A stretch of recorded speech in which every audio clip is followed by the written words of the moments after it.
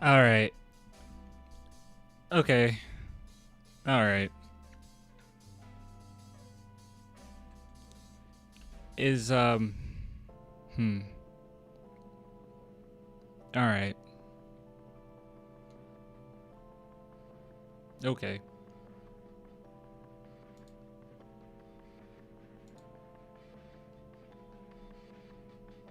Okay. All right. Okay.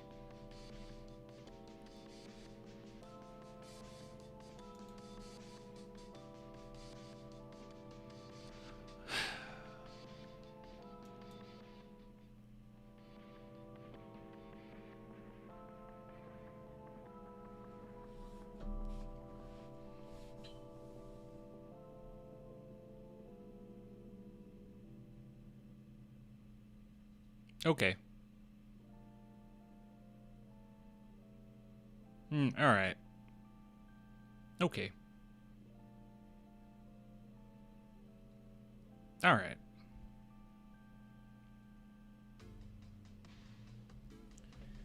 Hold on. I don't know why my Sohan is over here. My Sohan should be over there. There we go. Just a reminder. Just a reminder. Um, every time you feel like the Spurs are playing soft, we don't have enough physicality. Just a reminder that we do have players that are sitting on the bench that get no playing time whatsoever. Just a reminder, just to let you guys know. I don't know if you are aware of that. Okay. Okay. All right. Clan, I'm very disgruntled. That was a fun comeback. That was a very fun comeback, but I don't know what Mitch problem is, bro.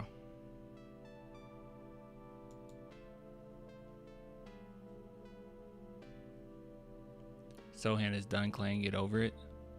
Actually, I just read an article saying that the Spurs don't want to move him, so I'm very confused. It seems like the front office has a vision for Sohan, and our coach just doesn't know what to do.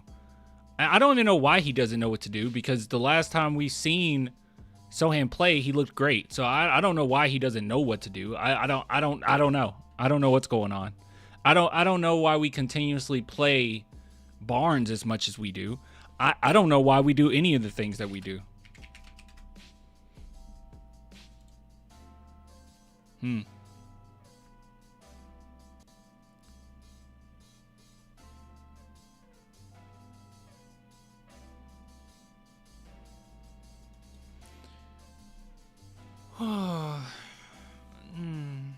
All right. All right. Where should we start? So I guess let's start with the sponsor. That's the easiest thing we can do. We'll start with the sponsor. Shout out to Sleeper. If you guys are interested in daily fantasy sports, go check it out. Link in the description. Just use promo code CLAN and you get 100% match up to $100. I'm not doing the Kevin Durant one. What is that? Tyson. More on that. See how come I'm going more on that. But yeah, it's really simple. Just download the app, use promo code CLAN, and like I said, you get 100% match up to $100. And also, if you like the social media section, you get to see the San Antonio Spurs get manhandled. So if you scroll down here, I'm sure that it comes up some highlights from the game. Yeah, there's some highlights right there. So if you guys want to see the San Antonio Spurs get manhandled by Zion, you can go do that. And Trey Murphy as well. So if you guys want to go do that and take a second look, third look, fourth look, go download the Sleeper app. Okay. Okay. All right.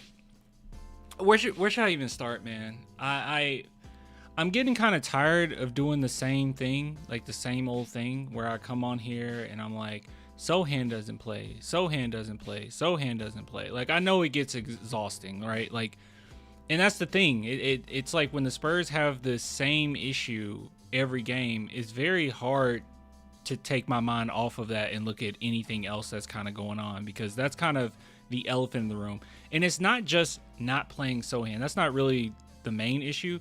The main issue is, I think the San Antonio Spurs, like I said, lacks a certain level of physicality. I mean, they just do.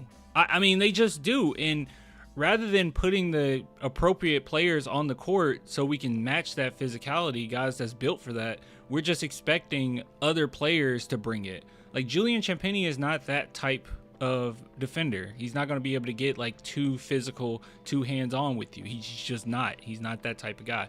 Devin Vassell isn't even really that type of defender.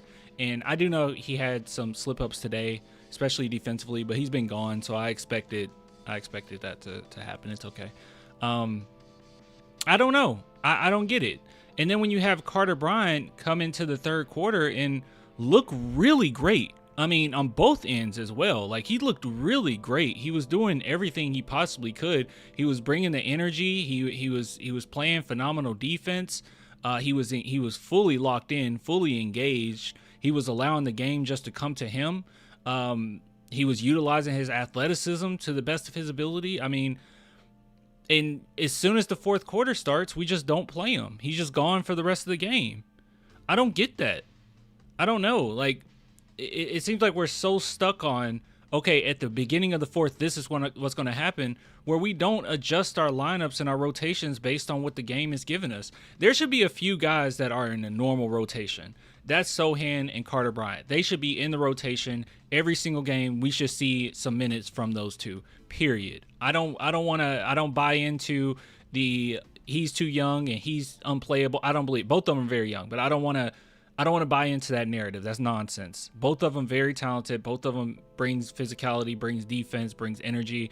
I don't want to hear it. They should play regardless. San Antonio Spurs aren't dropping 500 threes on you a game. We're not that type of team, and that's okay. We don't have to be. We won't be that. Castle is overrated on both sides. Castle isn't over. Okay, you might be getting a few things mixed up. I don't really know what the consensus. Well, the consensus around Castle as far as Spurs fans, like, we just really like him, right? But he's overrated in the sense of how Mitch Johnson used him, if that makes sense. So he's not overrated as a player. Like, I think he is a great defender, and I think that he is very important to our offense. But the way that our coach utilizes him, he makes it seem like Castle is a star, like a superstar. Like the way that he plays through Castle sometimes is like mind-boggling. I don't know why he does that. The amount of leash that Castle has opposed to, some other players doesn't make a lot of sense to me. But I don't think Castle's like overrated. I think Castle is really, really good. But yeah, I think it's just how we're using him. Castle does not have a huge ego. He wouldn't be running the offense the way that he's running the offense if he wasn't given the green light and told by the San Antonio Spurs that this is going to be your role for the season. Like, he wouldn't do that. He's totally fine with playing any role you need him to be. And if that's an off-ball role and, he's just kind of sitting in a corner, he'll do that, so it's not him. I think it's mostly a coaching thing. But I'm sorry, guys. It's just inexcusable. I hate to continuously harp on this, but the lack of physicality at the Spurs match, it's no excuse for it. We have players that can help match that. It feels like we're asking a Tony Parker to be a Robert Horry. That's what it feels like, man. I mean, no offense to some of these guys, but like, Fox isn't going to give you that level of physicality. He's never been that type of player. He can't. And honestly, some guys, if they attempt to, they're just going to get hurt. It's just, man, it's so frustrating. It's just so frustrating. And how we just continuously allow them to just get to the, man, I don't know. Hold on. Let me bring up the stats. Castle stinks every game. Castle doesn't stink every game. Oh, that's KN. KN, I've been seeing some of your comments, man. You're very negative. I ain't gonna lie to you, dog. You gotta chill, man. You gotta chill. I love you, but you gotta relax, man. Coaching malpractice, for sure. Like, I hope that you guys can see what I'm talking about. Even if the Spurs would have won this game, I hope that you guys see what I mean. Like, I'm not sitting here and just saying I want Sochan just because I'm a Sochan fan. I promise you I'm not. I promise you. I promise you. All right. Yeah, let's take a look here. It even shows up on the stat sheet, bro. I really need an explanation on why Harrison Barnes got 20 minutes this game. I need an explanation. There's nothing that he's bringing. Like, he's the type of player where if he's not knocking down a plethora of threes for you, you're not getting much out of him. Even in the fourth quarter, it was like, okay, well, can we at least put Carter Bryant in? Carter Bryant plays 7 minutes, and he was a game changer. He played 7 minutes, and he was an absolute game changer. And he doesn't even see the court again in the fourth. That's inexcusable. I'm glad that we're not trying to utilize Lindy, just to say, oh, we need more three-point shooting. Lindy, can you do it? But it just feels like we're not leaning into our identity. The Spurs' identity is defense. We need to just lean into it. I don't like this like half-hearted attempt that we have. Like, there's no excuse for at least I'll just say it. Every lineup, this might sound crazy, but I think every single lineup that the Spurs have out there, they could have two perimeter defenders. Two elite perimeter defenders, whether that's Castle and Sohan, whether that's Bryant and Sohan, Bryant and Castle. Like, you can do that. Or at least one. I mean, at one point they had Fox, I think it was Fox, Keldon, Barnes, Vassell, I think. And then Wemby, I think that was it. I could be wrong, but I remember lineups where they didn't have any like true elite perimeter defender out there, and that's inexcusable. We don't have to do it. I say inexcusable like 50 times, but it's nonsense. It's like we're making it more difficult on ourselves. It's like we're putting on a 50-pound weight for the race. You don't have to do that. That's great for training. You don't have to do that. Why are we making it so hard on ourselves? The rotations were just silly. And then even if you look at plus minuses, which I think plus minuses do mean something this game. I mean, you got Carter Bryant with a +5, Luke Cornett +8. I guess he was there for that run though. Dylan Harper +18. Like, we don't ride the hot hand, man. And all we do every single game is complain about physicality and show an unwillingness to play those who are physical. Like I said before, I don't want to trade Jeremy. And a big reason why is because I think that he's too talented to just trade just for anything. I mean, when we start talking about, ooh, do we get Yabusele? Like, that is crazy to me. And I definitely don't want him gone just because our coach doesn't know how to utilize anybody. Like, I don't want that to be the case, because that's just a waste. If he was playing and it was very abundantly obvious that, oh, okay, he's unplayable, okay, fine. But this is getting out of hand, bro. This is getting absolutely out of hand. It doesn't mean Sohan plays and we win. I don't really mean that. All I mean is play your tough guys, man. Carter Bryant in that third quarter, he was awesome, and then he just sits at the beginning of the fourth automatically. Doesn't make any sense to me. I know that we brought in Dylan Harper, and the Spurs still did pretty well at the beginning of the fourth, but it still was just dumb to me. I'm like, dude, reward him for that effort. Reward him. Play him. And I guarantee you, after this game, we're going to go to a press conference, and Mitch Johnson is going to be talking about how we need to be more physical or something, or we need to execute better. It's stupid. If Sohan plays, we have a better chance to win. Yeah, obviously. Here's the, because you mentioned Victor Wembanyama's 3-point shooting. Here's the truth, guys. Here's the truth. Okay, even the free throw shooting was awful, but here's the truth about both of those. Okay, you're not always going to knock down your shots. It is not a guarantee. Also, we have a team full of guys that are quite inconsistent, as well as guys that just aren't shooters at all. So, like, Steph Castle is not a 3-point shooter, okay?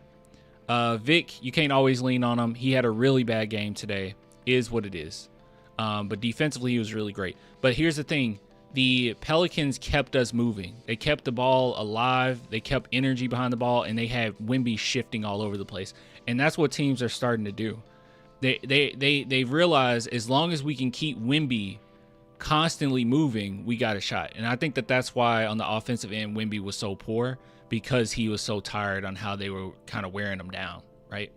But hey, you get some defender, because I saw somebody tweet out like, Victor Wembanyama just constantly letting Zion get to the paint. And it's like, okay, if you have some really great perimeter defenders out there, it's going to make it a little bit more difficult for Zion just to get past them and Victor have to save you. Like, but hey, we're not playing those guys, so it is what it is, I guess. But you can't always rely on three-point shooting. We're an inconsistent three-point shooting team. And, you know, even free throws, sometimes they're just not going to knock down. That you should hit them. There's no excuse for missing free throws, but it does happen, right? And it seemed contagious today. But as far as shooting-wise, like, we weren't shooting well. They weren't shooting well. It shouldn't have been as close of a game as it was, but you face certain – I mean, God, dude, they only have 12 wins and one of them against us. You play these teams, man, that are a little bit more physical, that's going to bring it to you, and the Spurs always collapse. And I saw somebody try to tell me, like, well, man, you're being so negative because the Spurs are second in the West, and, you know, they're doing so well, and you still have something to complain about. And it's like, and also those people that's like, well, they have physicality. You just don't know what you're talking about. No. The last time the Spurs have played against teams that have amped up the physicality, they have lost. Okay? I'm glad that we won that Timberwolves one. But prior to that Thunder game, Timberwolves, Memphis, and now Rockets, and then Pelicans, all are teams that once they ramped up the physicality, we were not able to match. This isn't a matter of what's our win percentage right now. This isn't a matter of what seed are my San Antonio Spurs in right now. This is a matter of once we're actually in the playoffs, what is this going to look like? That's what I'm worried about. Because we're going to be in the playoffs, whether we're second seed, third seed, fourth seed, fifth seed. How the trajectory of this team and how we're just too talented not to be in it at this point. Now I'm looking ahead. I'm like, okay, once we're in the playoffs, what is this going to look like? And right now, I'm seeing a San Antonio Spurs team that could get bounced in the first round if this continues. You need to use players. Getting rid of Jeremy doesn't fix our issue. Unless you're trading away Jeremy and somehow, some way you're getting Trey Murphy, trading him away does not fix any of your issues.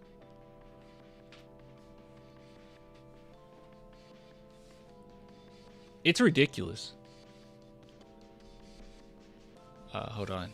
The chat isn't coming up on my other end, so I have to look on here. Let's see. Somebody said something, but it went away. I'm a Nuggets fan now. Free Sohan now at this point. Wasted talent. But that's the thing. It doesn't have to be like that. It just doesn't. It doesn't have to be like that. It's so stupid. I don't even think playoffs are guaranteed. Well, nothing's guaranteed technically, but nothing's 100%. But I would say I'm 99% sure Spurs are a playoff team. You know, Sohan deserves better. You know, another thing I don't really like, Gabriel, in the chat. One thing I really don't like is us using players just because, okay, we need you this game. Players that should be in the normal rotation, we were like, we really need your physicality. We really need what you can bring. So we're going to play you this game, and then we're just going to sit you for like 5 more games. I do not like that. I think it's dumb, especially when we're talking about Jeremy, of all people, and when we're talking about Carter Bryant, who seems to starting to get better and better. It's a little silly to me. I don't think it should be we'll just use you when we use you. Oh, we're desperate for some physicality. Let's throw you in there. No, they should just be part of the dynamic of the team. They should just be part of the culture, part of the identity. They should just be part of it. There shouldn't be we need a little bit more nasty. Let's put in Sohan. It shouldn't be that. Okay. It just shouldn't. Mamu playing better than Barnes right now. Barnes should not be getting minutes. And maybe they're starting to realize it a little bit. He should be getting minutes, but not like this amount. Because these might be the fewest minutes he's gotten for a while. Well, no, I think he also played like 16 minutes a few games ago. Let me see. Well, he plays 16 minutes mid-January. But yeah, man, he's averaging 25 minutes this. It's gradually going down, but it's just silly. 25 minutes this month. And he has been horrible. I mean, genuinely horrible.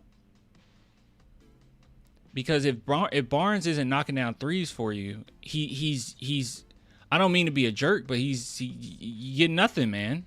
He's pretty useless. He's not bringing any great defense. He was getting cooked.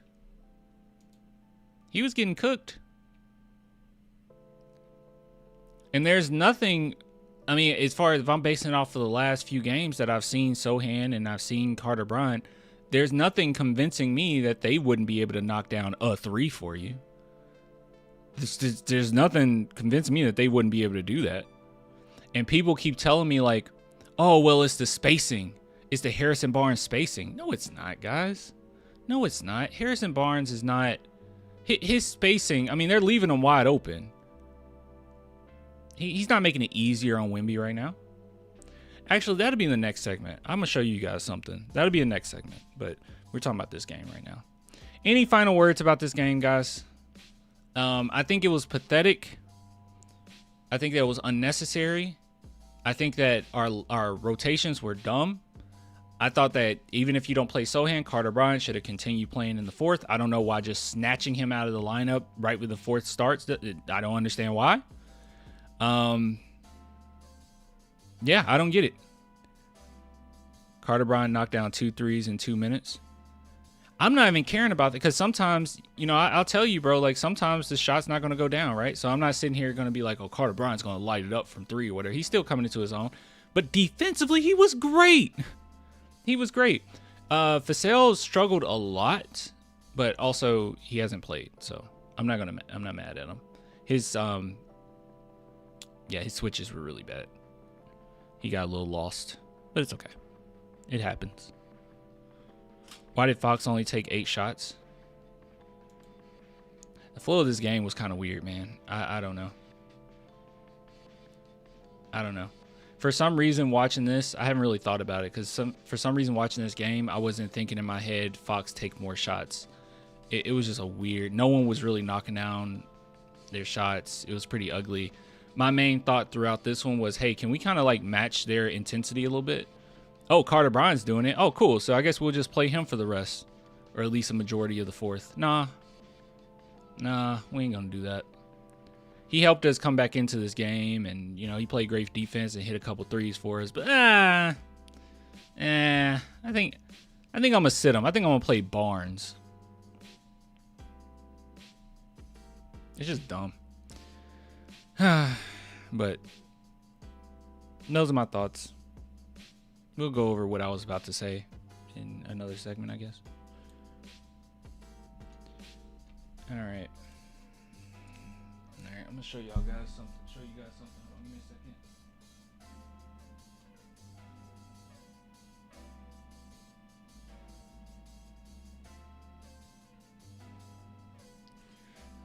Got the game plan. That's the game right there. All right, let me show y'all something.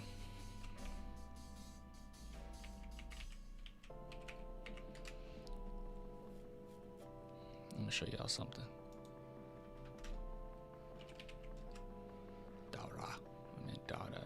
Data is data baller, right? All right.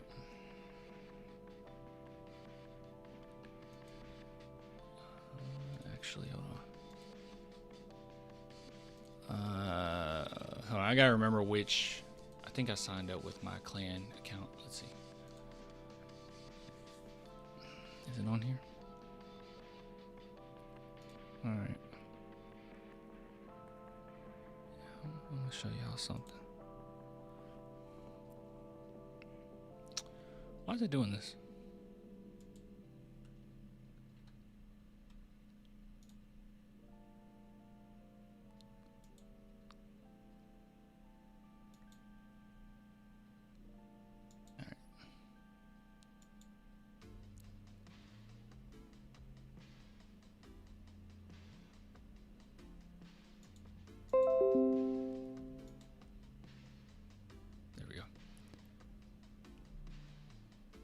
Oh, crap. Can you guys hear me? Oh, crap. That's not good. Hold on.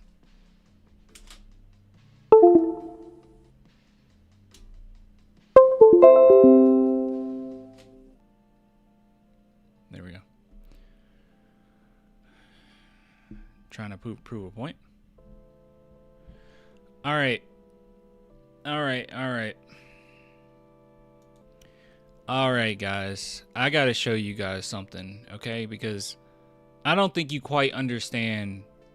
Of course you understand. You know, you watching the games, but Harrison Barnes in this lineup is getting a little ridiculous. How often that Mitch Johnson is playing him is getting ridiculous. And I wanted to take a look at this because I looked at it maybe a week ago, and I completely forgot to bring this up.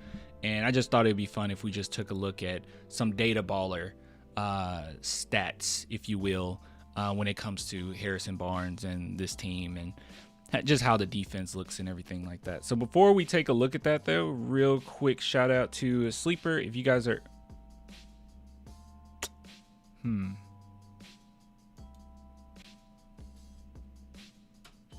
my device got disconnected.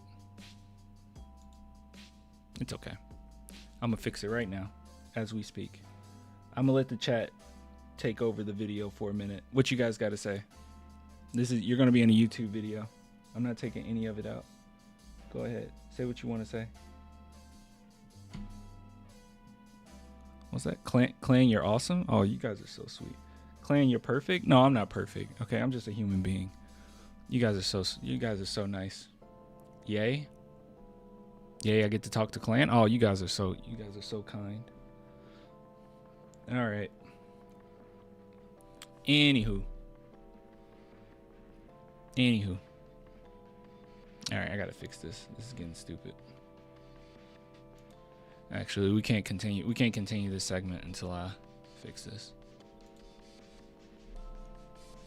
I think I know what happened, but I had a VPN on and I turned it off, and I think it messed it up.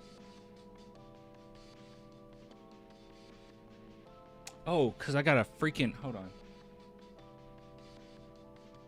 I got one on my phone, too.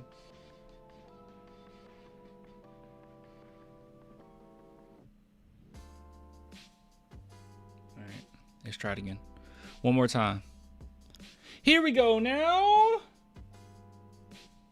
My mom likes Valium and lots of drugs. That's why I'm on what I'm on, because I'm like her. Because my mom loves Valium and lots of drugs. My mom, I know you're probably sick of hearing about my mom. Whoa, whoa.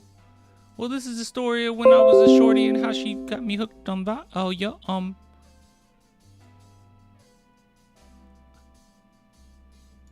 I gotta end this. I gotta end this task.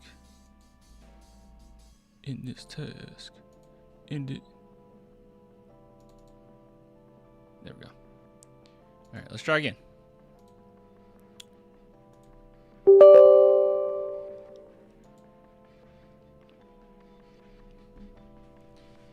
Was that relapse? Yeah.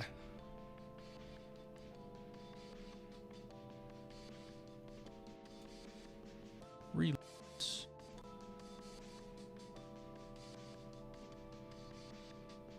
This is the story when I was a shorty and how I got hooked on Val. Oh, yeah, All right, let's do that again.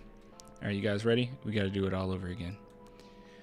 Okay, so has some technical difficulties, but we are back. So, sorry, Mike. I wanted to show you guys some statistics that I was taking a look at like a week ago, and it's probably the same. I'm assuming it's the same. It's pretty bad. It's pretty telling in my opinion, but I just wanted to take a look at some Spurs lineups and what has been successful and what has not been successful. Hint, I think Harrison Barnes, playing him as much as we played him, has been a mistake, in my opinion, in my personal opinion.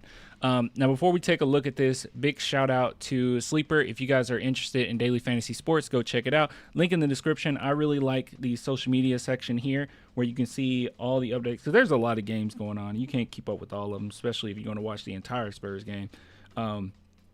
But you can go on here and you can see updates, what's going on around the league. I thought Joel Embiid was injured again, but apparently he had 28 points at halftime. What was this, yesterday? This was a day ago. How did I miss this? How many points did he end with? He went 10 for 12. Good God. But yeah, if you guys are interested, go check it out. Sleeper, link in the description. Use promo code CLAN, get 100% match up to $100 in daily fantasy sports. So, okay, let's go ahead and take a look here. So this should be fun. So chat, let's take a look at this website here. I really love this website. It is Data Baller, and basically what you can see is all the different lineups and basically see the net rating, defensive rating, and offensive rating of said lineups. So if we just start off, let's just do Wemby and Harrison Barnes, because the reason why I want to do this, I want to emphasize Harrison Barnes. I want to stay on Harrison Barnes because I've had so many people try and tell me that, well, Clan, Harrison Barnes plays because he spaces the floor. He makes our offense better. And I agree with them to an extent, but that only matters if he's making his shots. It's gotten to a point now where teams are leaving him open. So the idea that he's giving Wemby all of this space just isn't reality right now. But if we just start off here with the two-man lineup here, in which when they're playing together, you can see here that, yeah, that's pretty impressive. So when he's on the court with them, you can see that we have an offensive rating 123.2. Really good stuff. Overall net rating of a plus 9.9, so a plus 10 basically. And then you see defensive rating 113. Not great, especially when we're talking about the Spurs, like how many good defenders we have. But you can see Wemby when he's off the court, or when Barnes is off the court, even though the offensive rating is lower, so it's like, yeah, you're right that Harrison Barnes helps with that. You can see that the defense is so significantly better to the point where you have a plus 13.7 net rating. So even with the boost that Barnes brings when he's on the court with Wemby, that he brings offensively, defensively, it's so much greater that you still have an overall plus negative. All right, plus net. Sorry, I didn't mean to say plus negative. What the heck am I talking about? But yeah, so my point is, and I've been saying this, I think the Spurs should make sure that they lean on defense, period. Lean on defense, period. Okay? Lean on defense, period. Actually, hold on. If I go... If I take Barnes out for a second, let me see something. Let's just do a 5-man. Let's do a 5-man here. All right, so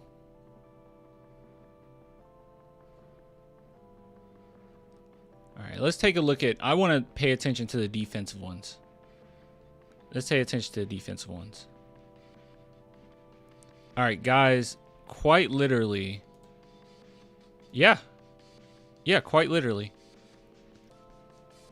So the San Antonio Spurs' worst defensive ratings are all lineups that include Barnes.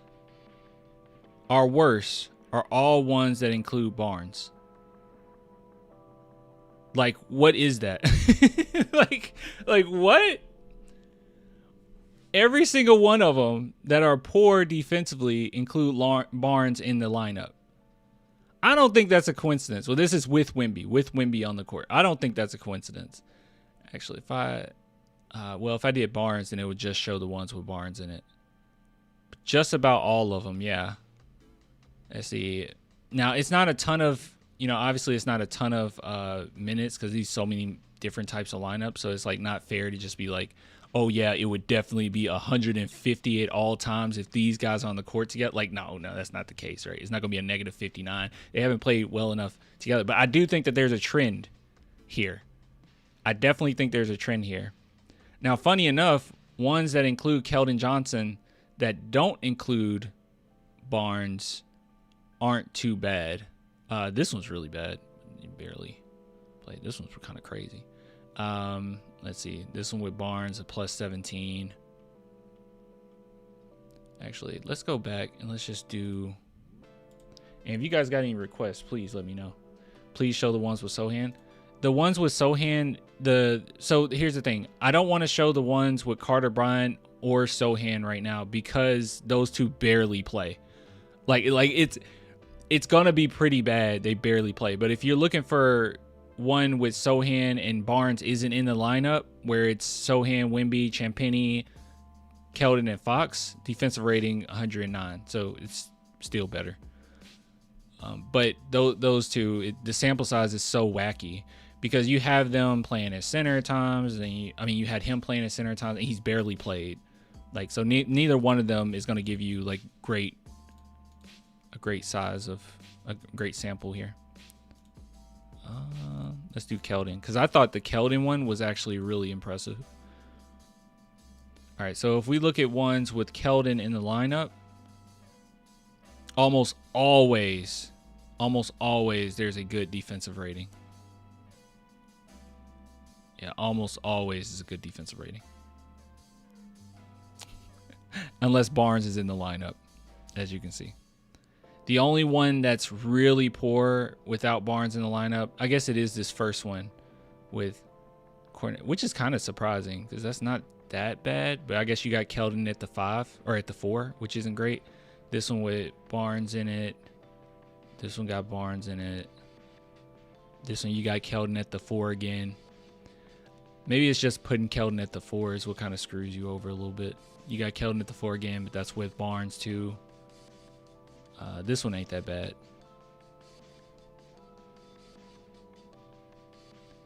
This one, nah, they're not great. I ain't gonna lie to y'all, those aren't great. Wemby and Kornet have helped Keldon quite a bit. I think our new defensive scheme has helped Keldon quite a bit. Like the Spurs' new defensive scheme has been a lot of switches, and I think that's kind of helped hide some of his difficulties defensively. But also, Keldon has just played better defensively as well. Let's do... And there's no point in doing Kelly Olynyk either because he's barely played. Because I think Kelly Olynyk doesn't look as bad, but he's barely played. Anyways, my whole point is this. I know that was a lot of yapping. My whole point is this. I think that overall, Harrison Barnes should not be playing as often as he's been playing. This lineup right here isn't that bad though. Yeah, this lineup isn't that bad. They've been playing a lot together. This one's not that bad. This one's actually really good. Pretty good. Pretty doggone good. And that does include Barnes. But most of these lineups that has Barnes in it is not the best. I wonder what would happen if Wemby, Sohan, Castle, Carter all played at once. The world would explode. I don't know. You get some crazy great defense.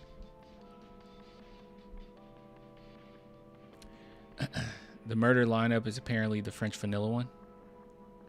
Today, or against the Pelicans, I was screaming my lungs out that I wanted to see Luke Kornet and Wemby on the court together during this game because of how easy it was for teams just to like get to the paint, score in the paint, or for Pelicans to score in the paint this game. So the offensive rating with both of them on the court tanks. It tanks significantly, actually. So, but we know that. You should prepare for that. Let's see the lineups here. Yeah, it's just not a lot of minutes.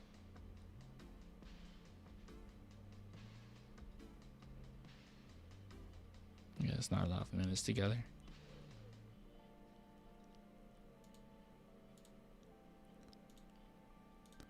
But anyways, sorry. There's a lot of yapping.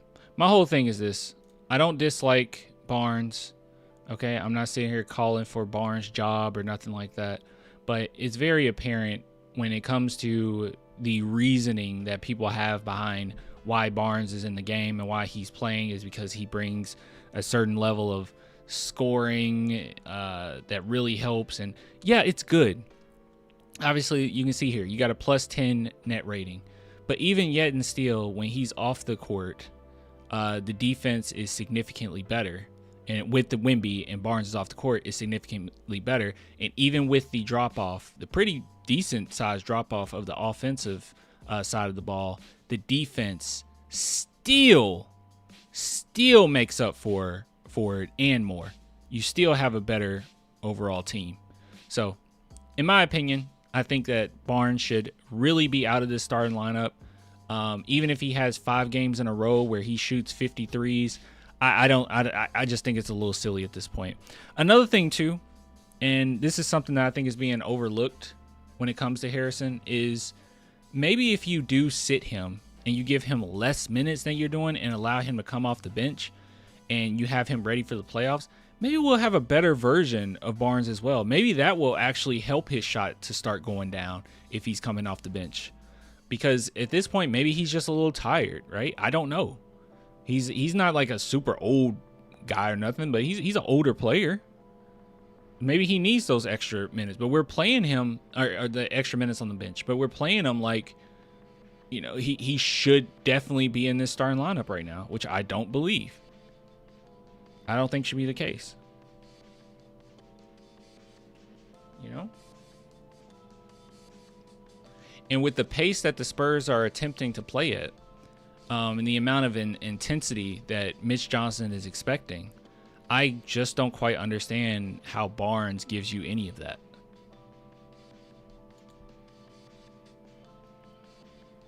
I don't get it.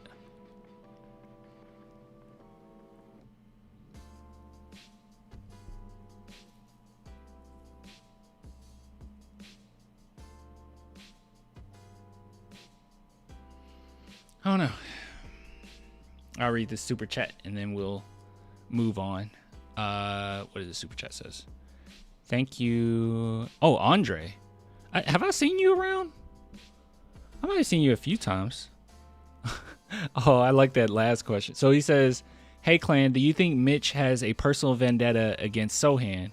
I can't see any reason why he wouldn't be getting playing time. Also, random question, favorite anime? Okay, so first and foremost, I'll answer the anime first. My favorite anime of all time is Dragon Ball. I've been watching a lot of One Piece. I didn't catch up, but I've gotten okay far. I don't know, like 400, episode 400 and something. I really love One Piece. It's awesome. I would also say Vinland Saga and Attack on Titan, Death Note. I think that those would be my faves. All of those would be my faves. But yeah, so that was my favorite animes. But Dragon Ball is top of the list. And then you said, do you have a personal vendetta against Sohan? I've really been trying my best to think of any other reason why Sohan wouldn't play. And I cannot really, I can't come up with one.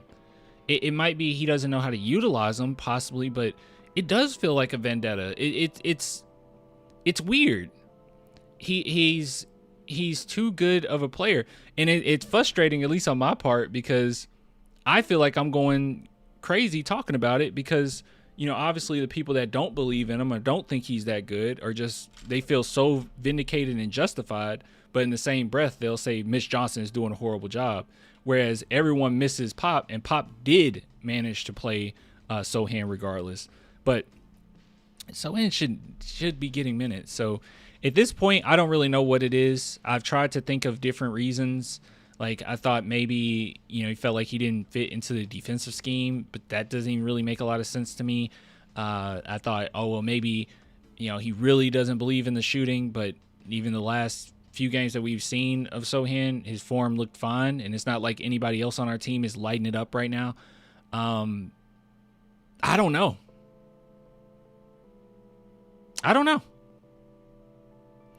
And it felt as if maybe it's when Jeremy starts to have his extracurricular activities, antics, right?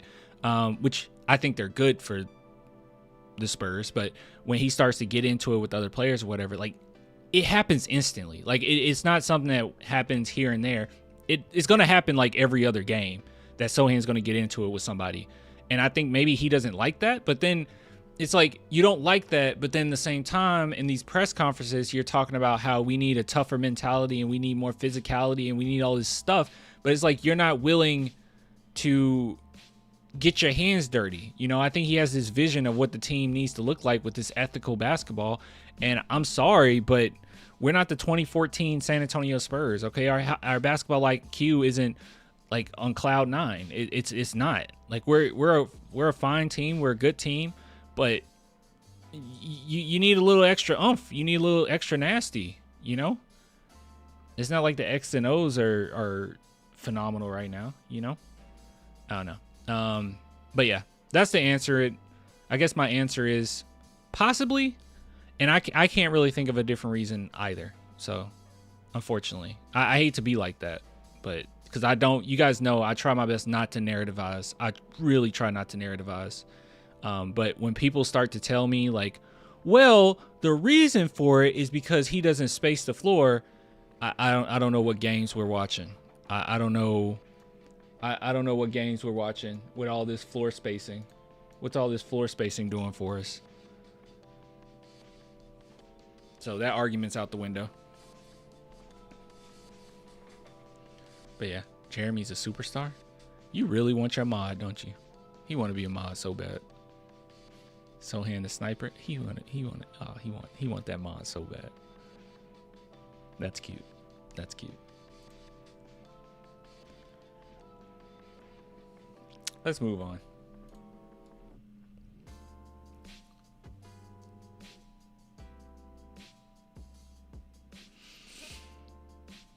All right.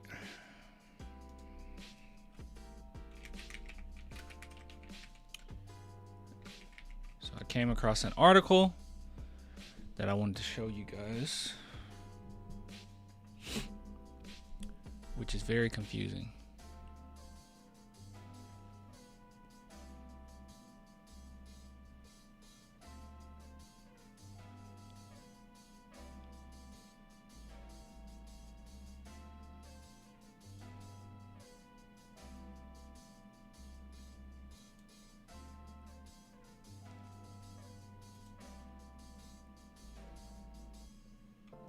All right, here we go.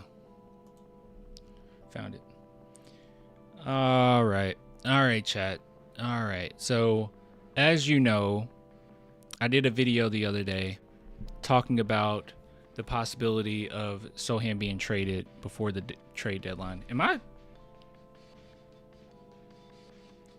are my frames dropping? Yeah, that him being traded, by, deadline. And I didn't really think that would be the case. The only thing that we were basing it off of was the fact that Jordan Clarkson recently followed him. And we know that the Spurs has some interest in Yabusele in the past when they thought that they can get him as a free agent, but I wouldn't do it now.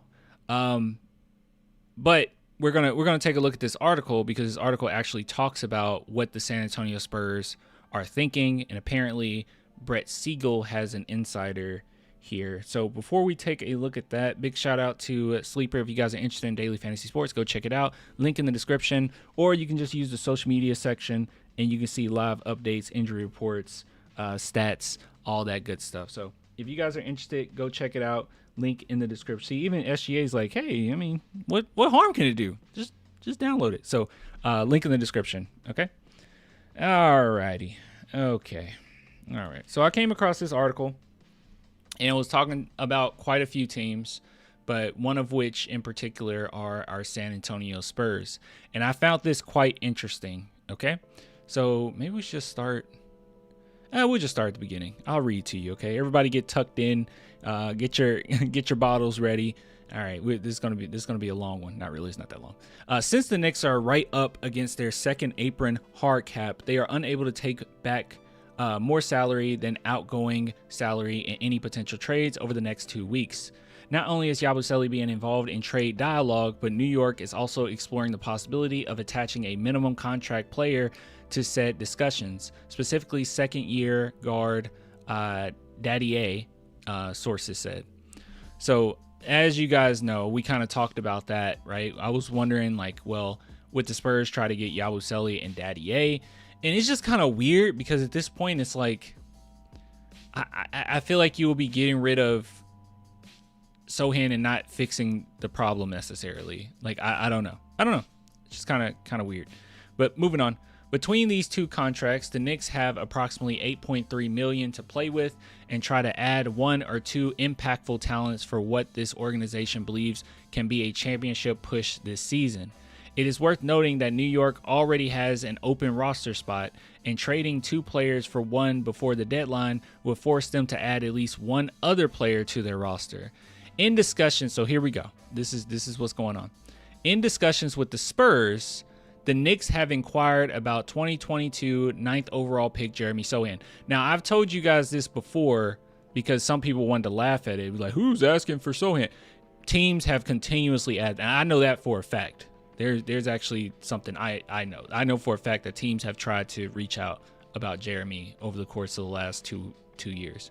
But yeah, so they inquired about Sochan, and it says Sochan is in his final year of his rookie contract and will be a restricted free agent in the summer. His defensive versatility at either forward position and slashing abilities on offense would fit in with New York's style of play, obviously. And then it says, although Sochan has been out of the Spurs rotation, there has been internal pushback in San Antonio to the idea of trading him. So the Spurs, like I told you before, really do want to hold on to Sochan. There's not something where they're looking to move him or anything. And I'll be honest with you guys. I'll be transparent. If it comes down to a coach not being able to utilize his players and the players themselves, I will always trade away the coach. The thing with Popovich, trade away the coach, I'm sorry, get rid of the coach. The thing with Popovich is he always tried to milk the most out of every single player.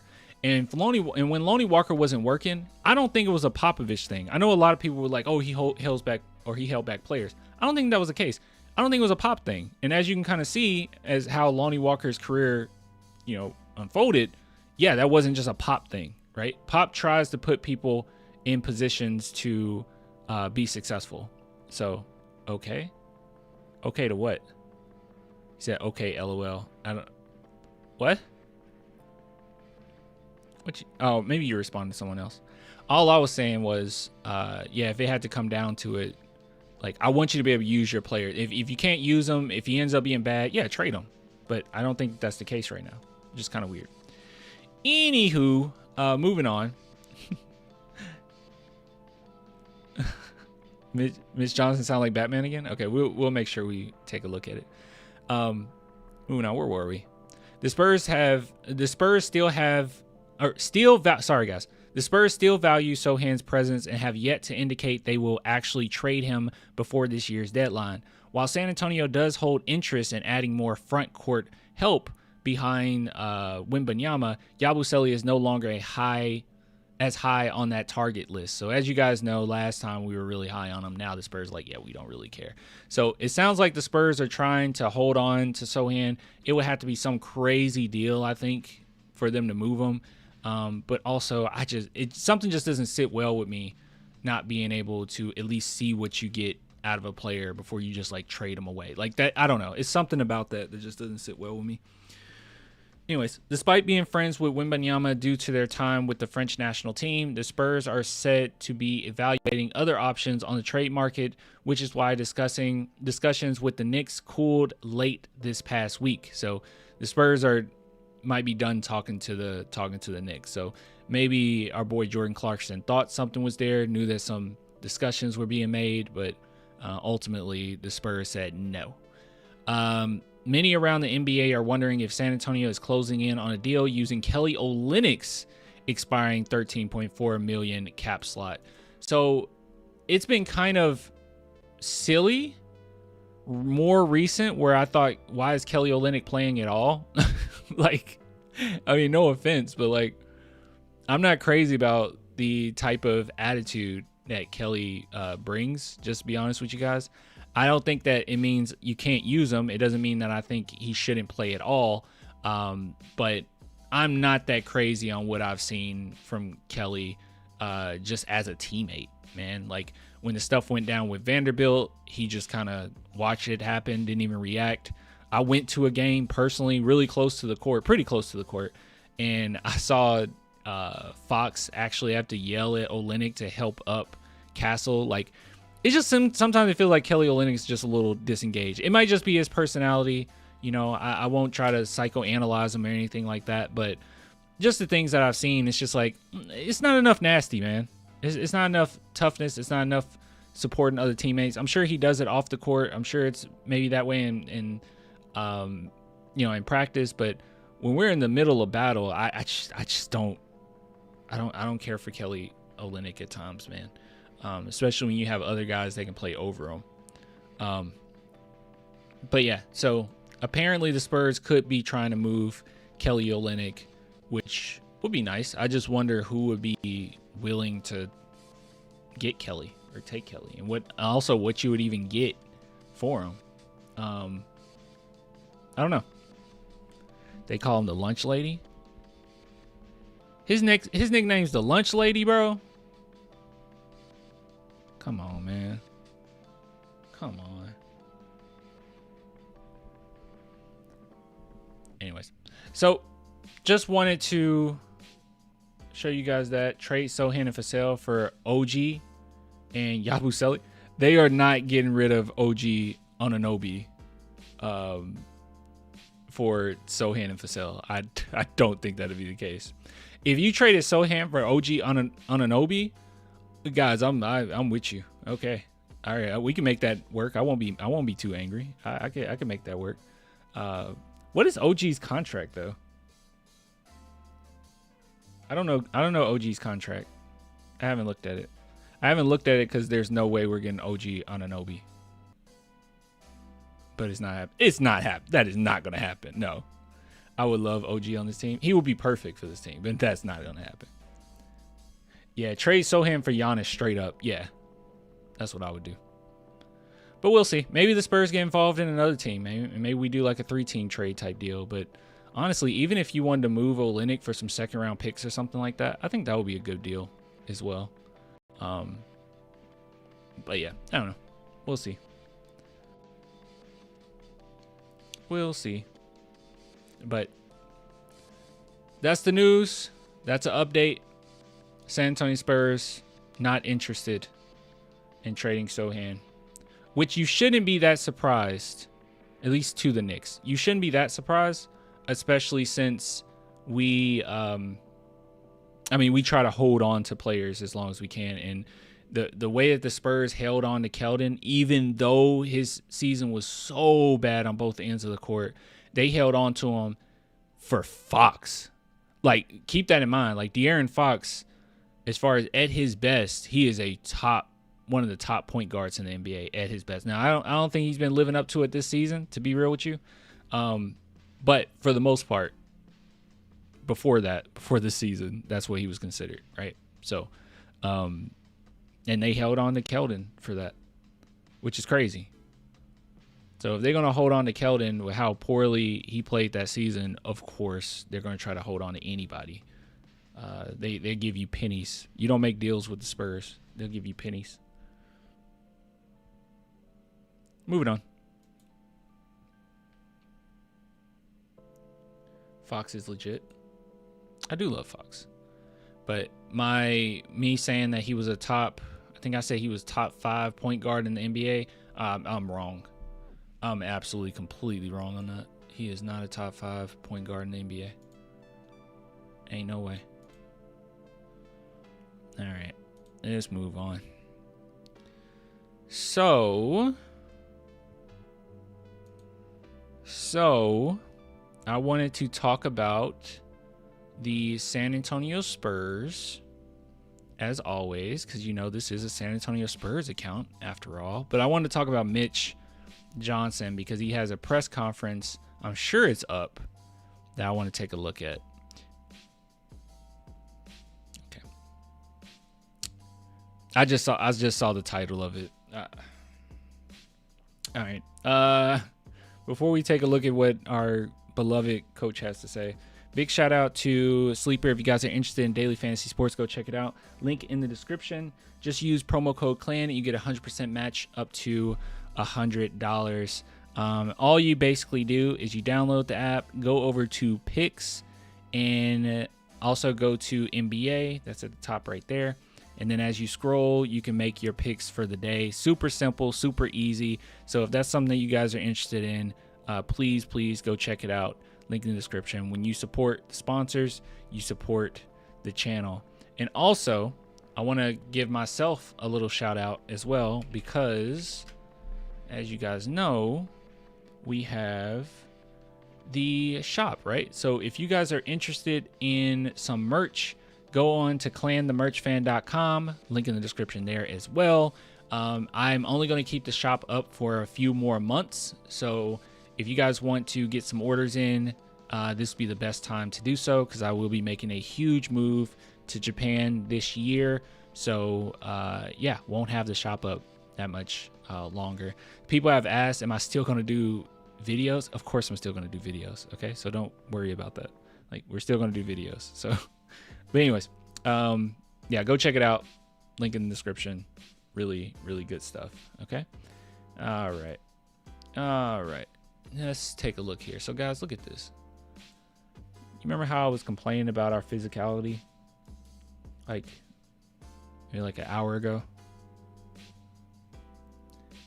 Mitch Johnson on needing to match physicality. Guys, I can't. Oh! I'm gonna lose it watching this. I'm gonna absolutely lose it trying to watch this, y'all. I ain't gonna front. I'm gonna lose it. I'm hesitant to click this video, bro. We talked like for 30 minutes about physical. Okay. Need to match physicality. With who? Good God, bro. Oh my God, bro. Look at his face. I'm screenshotting that. That's going on the thumbnail. There we go.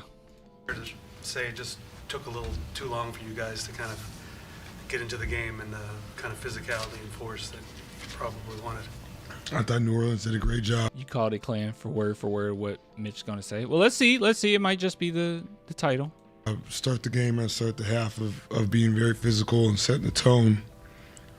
And we definitely did not match that. That seems to be...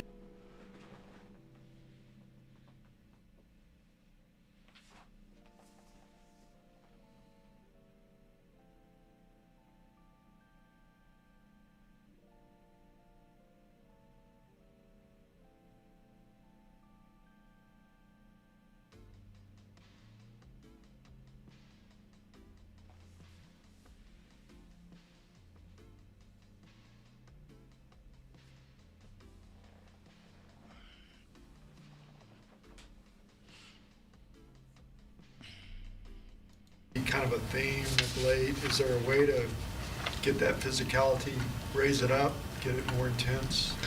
So the question was, is there a way to get that physicality? You know, that physicality that we've been talking about for the past month? It will have to be. Yeah. I mean, it's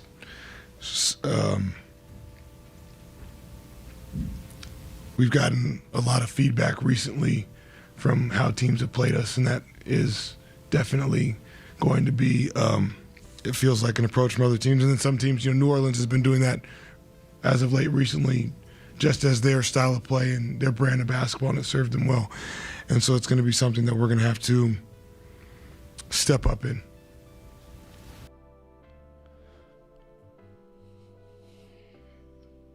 Physicality is a mental thing as well. Like, physicality is a certain attitude that you bring. Physicality, it's not something that you just do. I don't think that's something that you just do. There's a certain attitude that you bring, and there's certain players that's what they're all about, and they become contagious, and it helps other people be physical with their matchups.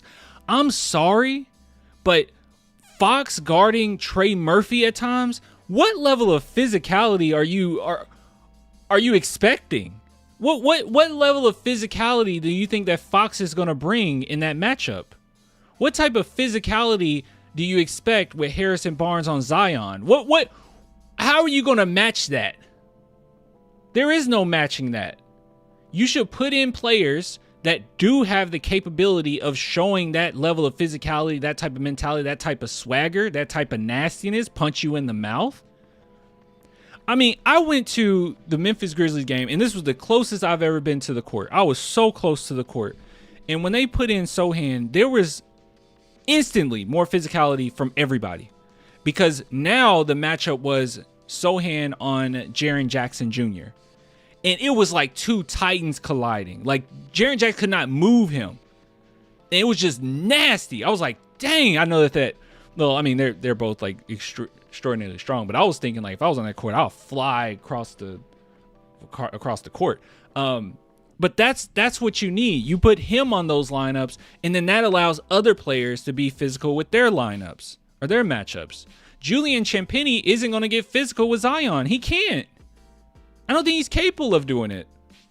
And there's also a certain attitude that you need to bring. And then our best defender, or one of our better defenders, in Steph Castle, you don't want him on the best player at all times, not because he can't handle it, but because you do lean on him offensively as well, right?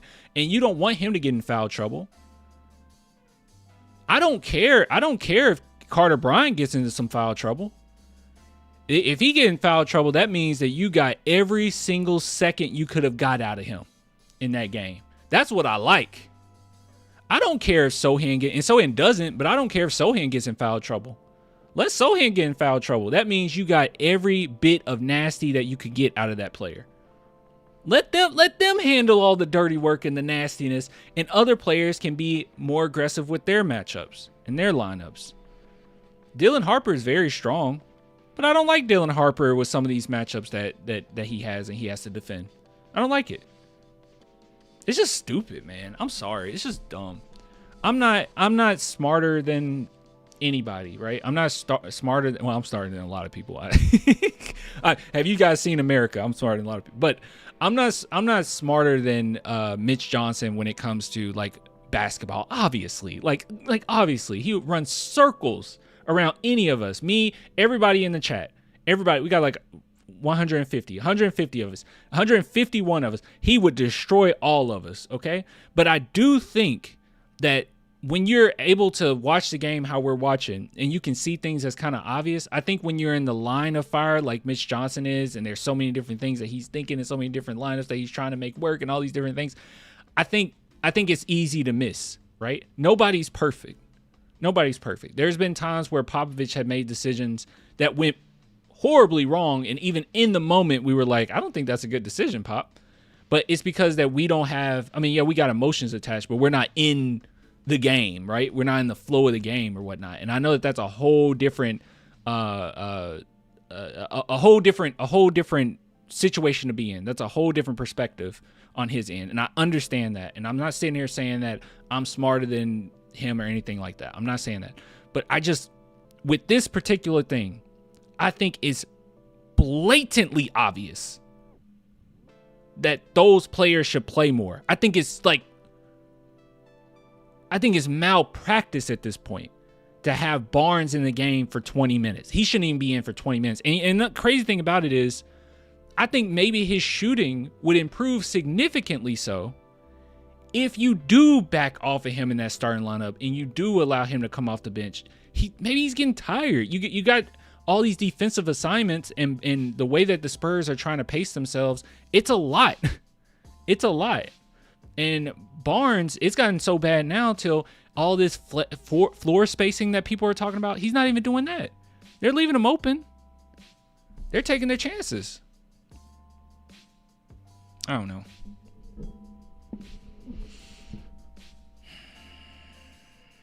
You can't tell me they don't see it. I don't get it, man.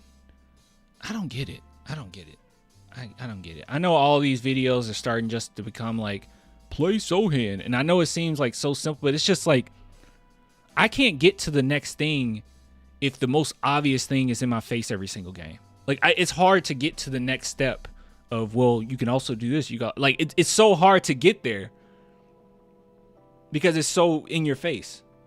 It's like when I was watching, or it's like with me and the Cowboys, right? Like, people love to say, let's change the quarterback. Let's change the cornerback. We need a new linebacker. We need a new line. We need, like, all these different things. We need a new offensive line. How about we start with the coach? Oh, we can't get a good coach. Well, let's start with our front office. Like, I can't get to the coaching and then get to the players and then get to, and I can't do that. And right now I'm stuck on coach. I can't criticize Julian Champagnie for not being physical enough. Are you kidding me? Dylan Harper for not getting physical enough. You have it. You have the players that can do it. So I'm like stuck on the coach right now. I can't get to that point where I can't criticize Wemby's awful performance today with his shooting. Like, okay, but there's an elephant in the room here. Shots aren't always going to go down, but physicality and defense should always be there. You guys have largely been a good defensive rebounding team this year. But were they doing anything special or in particular to put so much pressure on the offensive glass? I give him credit for putting in Cornette and Wemby when he did. I like it. It was kind of funny because right when I tweeted that, literally like a few seconds later, he put in Wemby with Cornette, which they needed. They really needed that, but it always feels like a bandage. You have a power forward. Play your power forward a little bit, maybe. I don't know. I think they've played bigger. Why does reporters don't ask about Jeremy? I think these reporters, first off, I think reporters, when they ask before, you just gotta, yeah. And he doesn't give you that much. But also, I think sometimes they don't value players the same way we value players, right? So a lot of these reports, I mean, no offense, I'm not saying anybody in particular, but I do know that this happens. Quite a few reporters aren't even true like Spurs fans like that. Like, they'll be fans of other teams. They just report on the Spurs. They're not true fans of the team. And like trying to pay attention to like, did this player play? This player play? They rather ask some different questions. I don't think reporters watch the game, to be honest. I think quite a few of them don't know. Lineups, and they definitely feels like they've been very intentional on sending multiple bodies, but again, all the reporters ask her nothing about that's Kuminga? too much of an outlier of what's just ours, going on throughout the league. So no, I would say it was just more of an effort, physicality. Got to hit bodies. A couple times we turned and checked, and they were flying in behind us. And then sometimes you just got to go get the ball. I mean, I don't know what physicality you're going to expect in a lineup that would have Fox, Julian Champagnie, Devin Vassell, and Dylan Harper. I don't know. I don't know what physicality you're getting out of that. Well, but probably a little combination of all of it. You guys have a center that when he's in front of the rim, people tend to just go the other direction.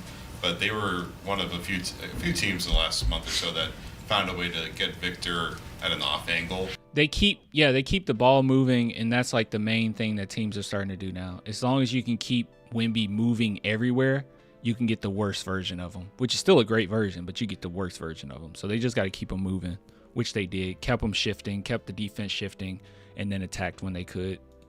And they were able to get behind him.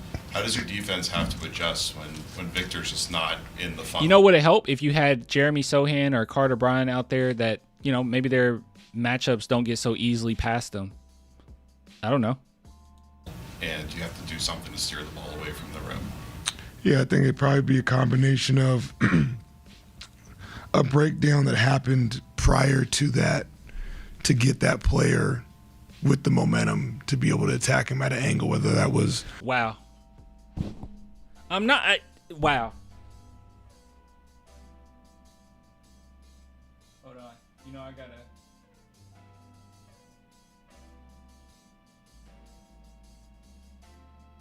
I didn't realize the highlights weren't playing in the back. Sorry about that.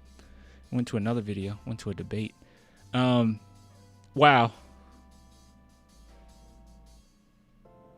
Wow. Like, almost verbatim from what we just said. Like, verbatim. That would help that. That would help that. Maybe have some better defenders so they're not just getting past them. Crazy. That's a crazy concept.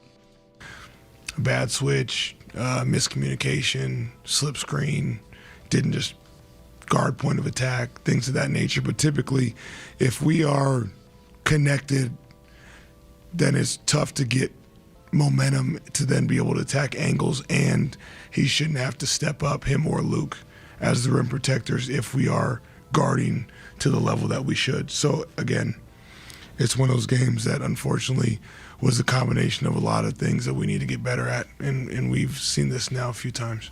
How did Devin look? Always good to have him back. Yeah, I think first game I always try to refrain to. All right, I'm sorry, but I also thought that Devin Vassell was putting the game way too early, like so quickly. And throughout the game, I'm not mad at him. I'm not mad at Devin because he's been gone for a while or whatnot, but he had a lot of miscommunications. And if you're trying to win this game, you can ease him. You've done it with other players. You can just ease him into the lineup. But I felt like we put him in the fire way too early, and I didn't understand why we did that. It's weird. That was weird to me when you put him in so early. And then even though he kept making mistakes, we just kept him out there, which I know you're going to make those mistakes, and that's okay. But, yeah, he should have been benched a few times. Tim Duncan doesn't want to coach. Why does someone bring up Tim Duncan? React, good or bad, but it was great to see him out there and playing and sweating and competing and make some shots and guarding. Carter continues to contribute more and more. Is this just kind of the continuation of what we've talked about here recently? Played 7 minutes, did a phenomenal job, hit 2 threes for us, had some really great defensive plays, had some really good hustle plays, played physical, and then at the end of the third, you sat him for the entirety of the fourth. That he seems to be finding his footing a bit more than he was to start the year. Yeah, I mean, Carter was belongs. A part of that group that felt like they're putting their energy into the right spots and competing, and next thing you know, you get a few open shots and he makes them, and so that's always nice to see. But I think that kid has worked his butt off and tried to be about the right stuff, and as the game slows down, he'll continue to be more. So everything that you were asking for in this game was in that group, and he was a big part of said group. But at the beginning of the fourth, you sat him and he didn't see the court again. Okay. That makes sense. Okay. Productive. Was that line change just looking for a change of energy, basically? And better. Yeah.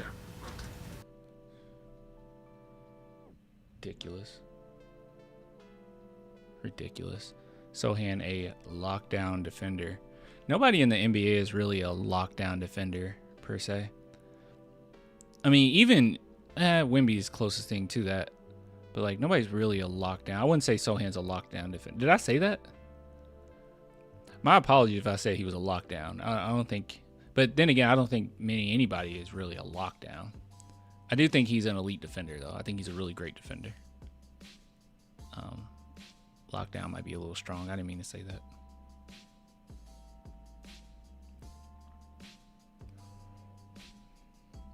You don't have too many of those. Maybe Kawhi at one point was a lockdown defender. He was pretty locked down.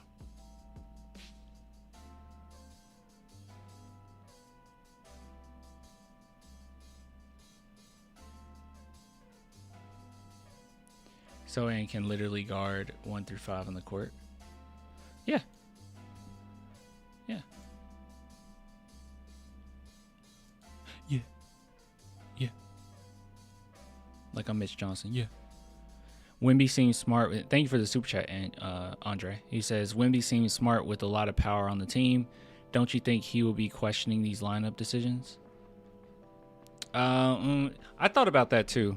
It's funny you're asking all these questions that I've actually thought about. I don't. Wemby is in a weird position, right? Because Wemby is also very much so focused on himself, because even at times he's kind of messing up and with him coming off his injury, like he needs to make sure he's getting significant minutes and everything. Wemby definitely has a lot of power on the team, and you would think that he will be asking about some of these lineups as well. I'm sure he has a say-so, but he's also might be focusing in on himself too, because he's not being perfect right now. So he's like, if I can get to the best possible version of myself, maybe this does work. Maybe the coaching staff is right. But I don't know. You also draw the risk of isolating teammates. Not isolating teammates. Is that the word I'm looking for? Dividing teammates in a way. If he starts saying, "Hey, I want Sochan over Barnes" and stuff like that, like I don't know how that would look. But Wemby's never been somebody that's not open and seems pretty honest on his thoughts and letting the coaching staff know that. But I think he's more so just alienate. Alienate. But I think he's more worried about his own game. He might not be doing that. Yeah, alienating teammates.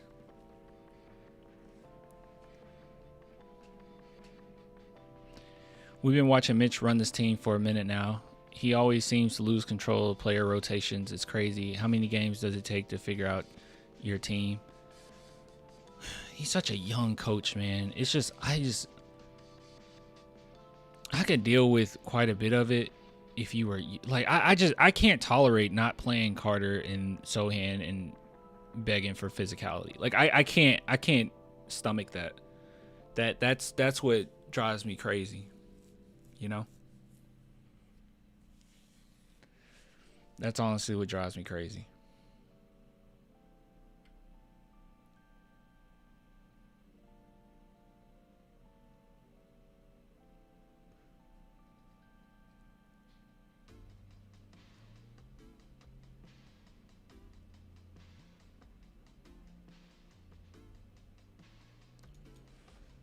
Oh man.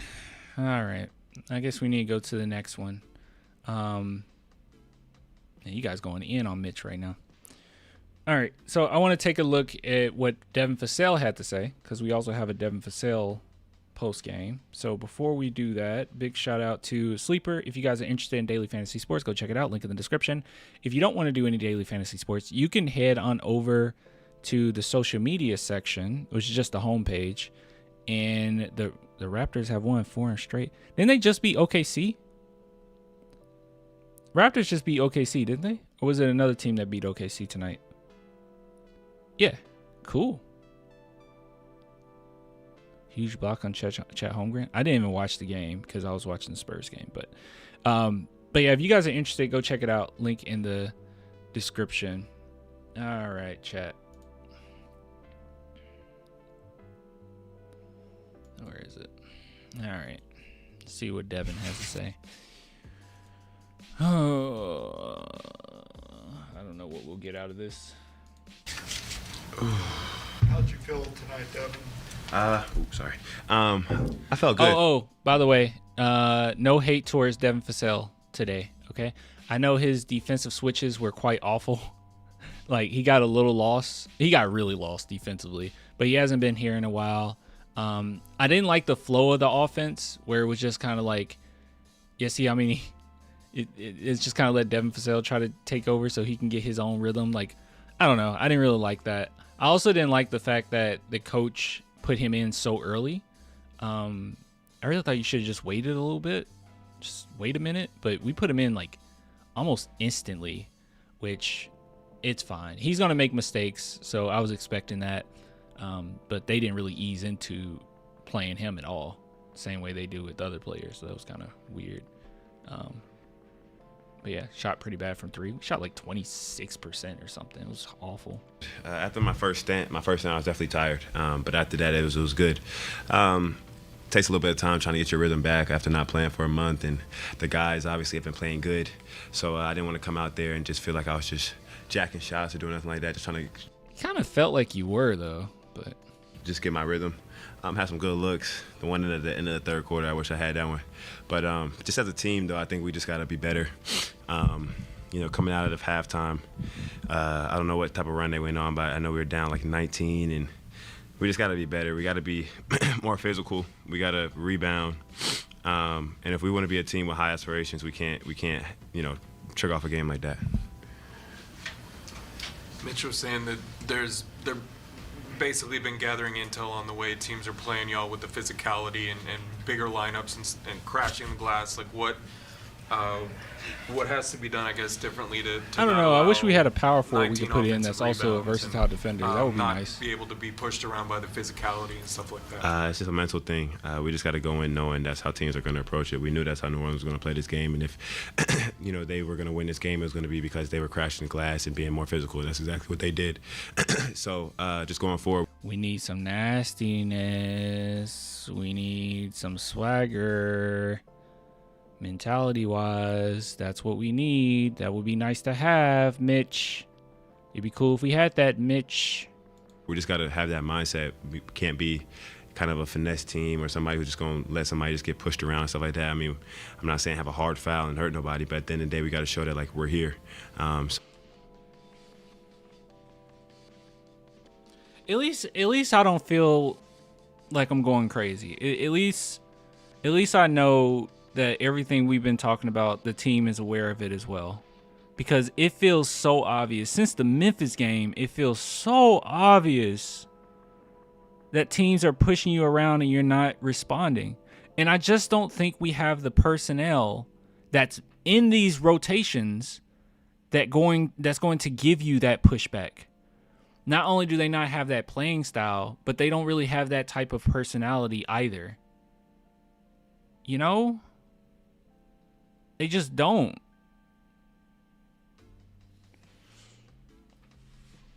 I mean, I'll be shocked. It's like you're leaning. I don't know. And then he just basically brought it up like, hey, we need a. He didn't say it, but that's what he meant. We need to foul harder. Man, that's crazy. There's a couple players on this team I can think of that I don't care if they get 6 fouls. That is Sohan and Carter. Both of them, I would tell them, be as physical as you want to be. If you get fouled out, you did a great job today. Get as physical as you want to be today. And it would be every second of them playing would be worth it. But sure, I guess. Whatever. Just play a bunch of guards and pray. So just eliminating all these offensive rebounds, and I had a couple to where I just got to hit somebody and make sure that they don't get that. As long as I don't get the rebound, they don't get the rebound. Somebody else will. So coming back, it was good. Obviously, I wish it would have went a different way, but that's the NBA, and that's how. I mean, we're about to play Houston. Houston's another team that plays just as physical as them, maybe even more. So we got to be ready for that. Oh God. Anybody else? What can you guys take from playing Houston so many times recently and kind of apply that to what's coming up? I mean, kind of just how we just played New Orleans. They're a physical team. Obviously, they have some special talents over there, and they play together. But just can't let the physicality of the game dictate. And that's what I felt like happened in Houston. This is all this is about.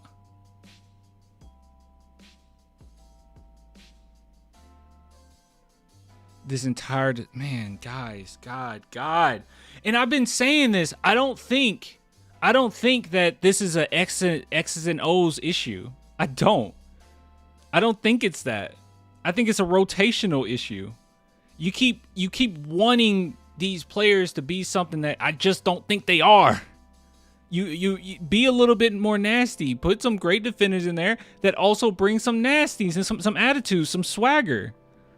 We got back into this game because of Carter Bryant. In the other games that I can think of that the Spurs were in it or got back in it, even the Memphis game, that was Sohan.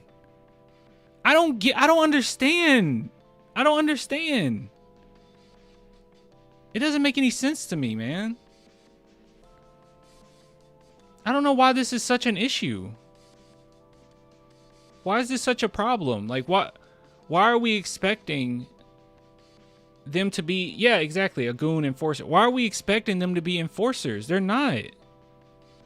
You're never gonna see it. I don't see anybody getting scrappy. I don't see anybody getting into it. I don't see anybody doing any of that.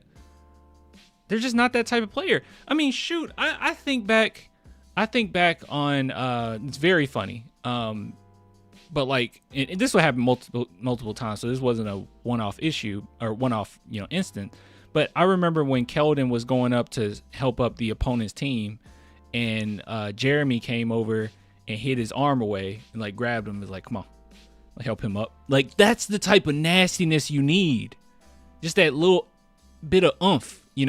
These guys, it's not that this team is just like weak-minded or nothing like that. I just don't think it's a personality thing as well. They're just not like that. They're tough in their own right. Like Devin Vassell, the way he plays tough. He put his body on the line. He tries. Same with Dylan Harper. I see him go up for rebounds, and I'm like, oh my God, you're gonna hurt yourself. Like that's toughness. They're tough. But you need that little bit that's not gonna show up in the stat sheet. You need that little bit that's not going to, be able to tell you the full story when you see the box score at the end. You need those types of players. You need that little bit of nastiness, that mentality that you can't really quantify. That's hard to quantify. But people say like, oh, you just love Sohan. That's why you. It's like, no, dude. Like, you don't see this. You don't see it. In that second half, I feel like that's what just happened here. So we know their game plan. We know how they're going to play, and we just got to sit here and be ready for it. Like I said, it's we more knew physical. We knew how teams were going to play the last several games. We know. What good is knowing? What good is knowing? Who cares? It's like being in school. I know a test is coming up next week, but I'm not preparing for it at all. I'm not using every tool in my toolbox to get ready for the test or be ready for the test. Or better yet, it's like I'm mentally ready for this test. Let's say it like this: I'm mentally ready for this test. This test is going to be on Friday. I'm mentally ready for it, and then when I sit down, I don't use a pencil. Like I don't. I'm just like, how do I take the test? I know what's about to happen. I know what questions are on this test. I know what's about. I know the answer to this test, but how do I do anything if I don't have my pencil? Jeez, man. It's more mental than anything, you know what I'm saying? So we just got to know what their game plan is and hit somebody first and be ready to take that punch. What sort of Sure, hit somebody first. Good job. Good luck. the challenge? Because like a lot of this stuff over the course of this season has been, or at least you guys have talked about it being a mental thing here and there. Like, what is the key to being in the right mental mindset? Like before. Not on subject, but Castle really reminds me of how Keldon used to play the last few seasons where the offense doesn't fit him. No, I don't necessarily agree. It might look like that right now. I think the bigger issue with Castle is, like I said, is how you use him. But he's the type of player. There's a few players on this team that's like this, and he's one of them. He's the type of player where you can basically fit a Castle on any team, and he will fit whatever that team is doing. It's just that for some reason our coaching staff is of the belief that Castle is a superstar, so they put the ball in his hands and treat him like he's a primary facilitator, shot creator. Like, I don't know why they do that. But if you took a back seat a little bit with him and you allowed him to be more of a off-ball player, allowed him to be that combo guard that he is, you would see a great version of Castle. And actually, we've seen the best version of Castle has been games where they do that. But yeah, he fits perfectly well. It's just he doesn't look like he fit when you give him the ball and just say, all right, go create. It's a really good question, because if we knew that answer, I can guarantee you we wouldn't have tricked this one off and some of the other ones. So that's something that we're trying to find. And, we've had little meetings and trying to figure out stuff here and there of, how we're supposed to be better in these situations, or how to close a game, or how to handle physicality, how to handle runs. That's something that we got to figure out. And we're a unique team and we're in a great position. But if we have high aspirations and we want to go somewhere in the playoffs and do something like that, we gotta be able to fix some of the stuff that's going on right now. So it's a good challenge for us.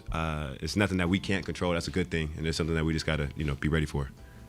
When you mentioned mentality, do you mean Can you kind of expand on that? Is it your individual mentality inside the game, or is it like a cohesive mentality that you guys have to align with? Both.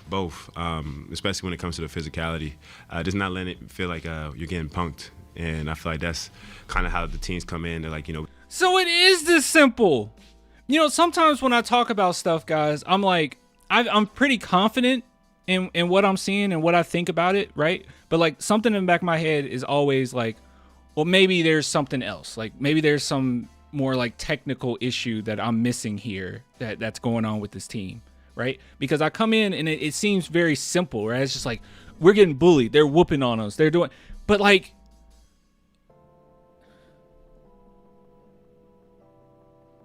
it's the simple stuff, man. I knew this team was getting punked. They do. They get punked. They can't fight back. Because you got an extra layer now. You got an extra layer now. See, before, teams didn't know how to play the Spurs. They didn't have a pinpoint. Hold on, let me make this a close. They didn't have a pinpoint way of handling the San Antonio Spurs, right? It was unknown, new coaching staff, new way in which the Spurs are going to play. Each player on the team has a different role this season. No one was expecting, at least I wasn't, expecting Keldon to be as great as he's been this season. Like, you didn't really know how to handle them. And the Spurs were the underdogs for, obviously, the beginning of the season and so on. So they came in with a certain level of physicality. They played their best. But you didn't have, like, teams being able to understand what you were doing and how to play you. Well, they got enough footage on you now.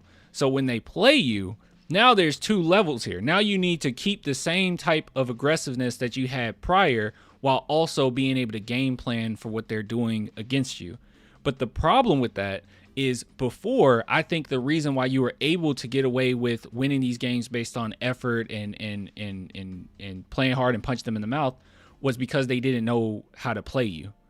But now they're like, oh, we just have to put some other physical guys against them because their frame and strength is just not strong enough to keep up with that. So we punch them in the mouth. They had Keldon Johnson flying across the court. But we punch them in the mouth. They're not going to be able to really punch back for two layers. Mentality, yeah, sure, but also you don't have the size to match up. So that's why I said at the beginning of the season, where I thought that Sohan minutes were really strange, that in the long run, I think that's going to hurt us. Even when we were winning games, we were talking about that. And I was like, guys, I don't know. Like, oh, why are you complaining about this game? Why are you complaining? We won. You just want to lose. You would rather lose with Sohan than win with... No. I want to win it all. And that's what it's going to take. So now teams know how to play us. We know how to go into games and game plan for other teams. But now it's a personnel thing. I think even if this team plays with a certain level of aggressiveness and toughness, if an opposing team is just stronger and just bigger, there's only so much you can do. But yeah. Players can't progress if they don't play. Yeah, you can't get better if you don't play. And it's not just Sohan, like Carter Bryant, bro. This last game, it was like, why did we just sit him for the entire fourth? What was that about?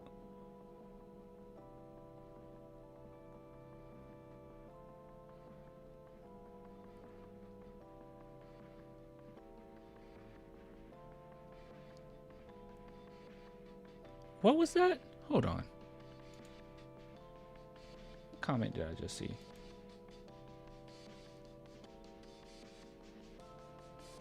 When Sohan don't play, the solution is always Sohan needs to play. Then when he do play and don't play enough, then the solution is play Sohan more minutes.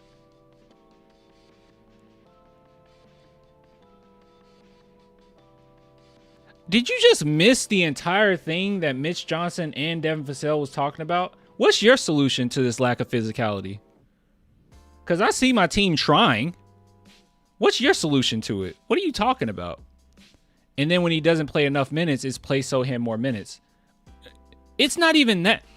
It needs to be a continuous... The Spurs' identity should be defense. There should be a continuous rotation where you're playing him and Carter. It should be ingrained in the rotation, even if it means that Barnes plays 5 minutes in a game, because Barnes is someone that's not necessarily going to get better, right? The less minutes you put on him, you might get the better version of him later on. But like, he's not somebody as individual or on this team is just going to bring us over the top necessarily. Barnes is important, but I think that you can let back on some of his minutes, and you do need to keep them in a constant rotation. If that's Sochan 10 minutes a game, sure, but it needs to be a continuous 10 minutes. It needs to be a continuous, this is our identity, this is our mental toughness, this is our nastiness, this is what this team is, that we're always going to have somebody in the game that punches you in the mouth. Every single game. Every game. There shouldn't be a, what can you give me today? No. Every game, this should be ingrained in who the San Antonio Spurs are.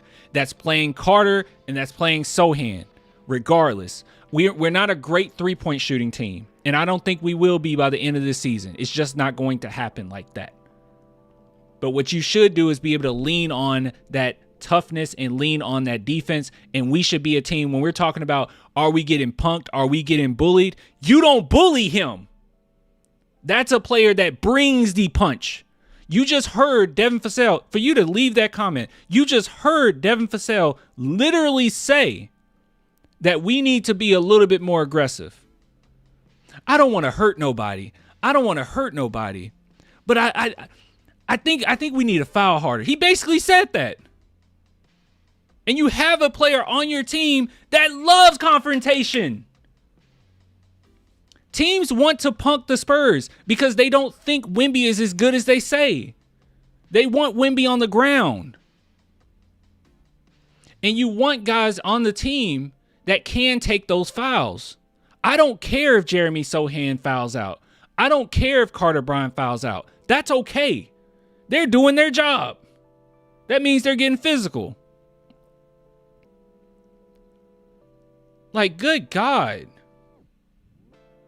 For us to go through all of this, and the response is, well, you're just going to say he should play more anyways. He should! He should! Thank you, Andre. He says, for the super chat, he says, we get a top 3 pick via the Hawks. Who you want? Oh, I don't know about that yet.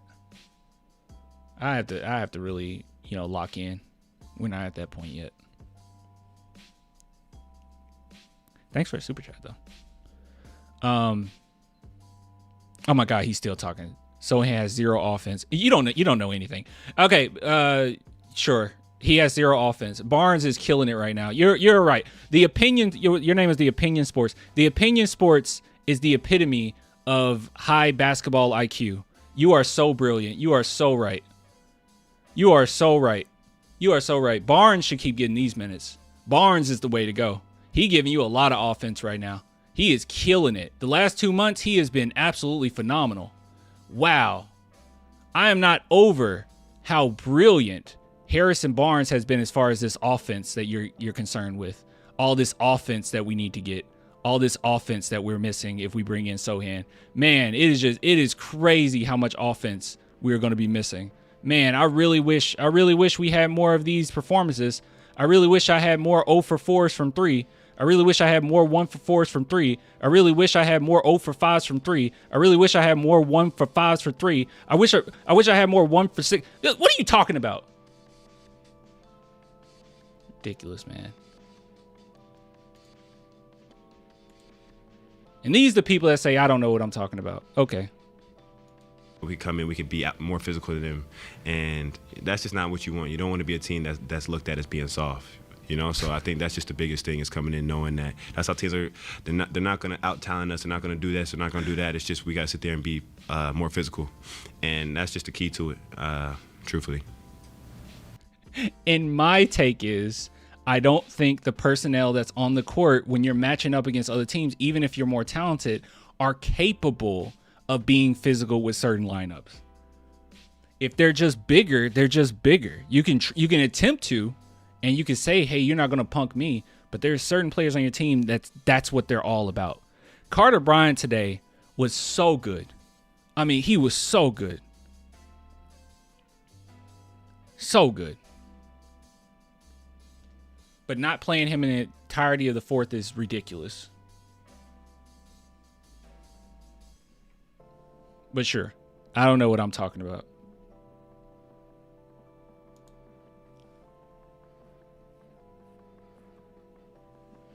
Stop blaming Castle. Blaming one guy for our loss is idiotic. I didn't blame Castle. I didn't even blame Harrison Barnes. You might be talking about somebody else. I didn't even blame Harrison Barnes, though. I just think we play him too much. Yeah, I think he might be better if you don't play him as much.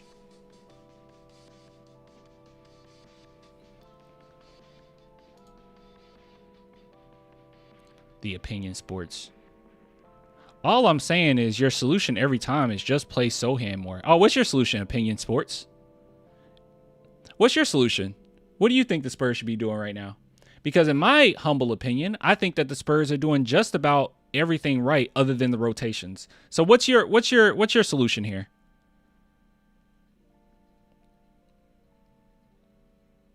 So mine is just play Sohan more. So what's your solution, Opinion Sports?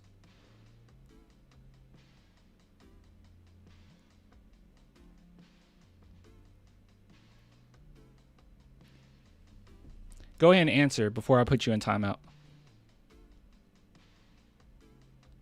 I already gave it to you. I said Wemby should be taking less threes and getting the paint more. Well, Opinion Sports, it's very difficult for Wembanyama to get in the paint more when teams start to just, I don't know, quadruple team him, grab him, throw him to the ground, get rough with him. It's very hard for Wemby to get physical. Even when they put him in a position where he can get to the paint, they get more physical with him. I cannot believe that your solution is what Kevin O'Connor said. And he has no idea what he's talking about when it comes to that. Did you see what the Timberwolves were doing against Wemby to prevent him from getting to the paint? Teams are preventing him from doing so.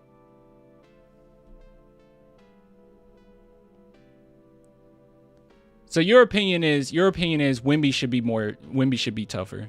Wemby should get to the paint. That's your solution.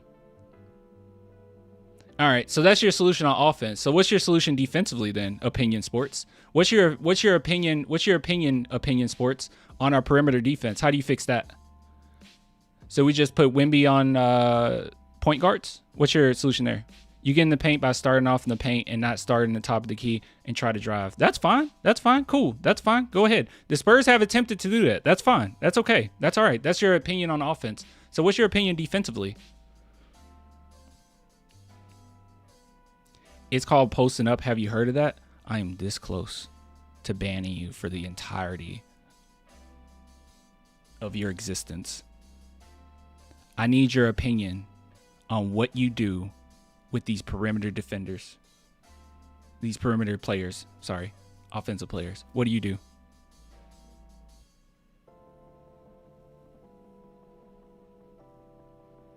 What do you do? What's your solution there?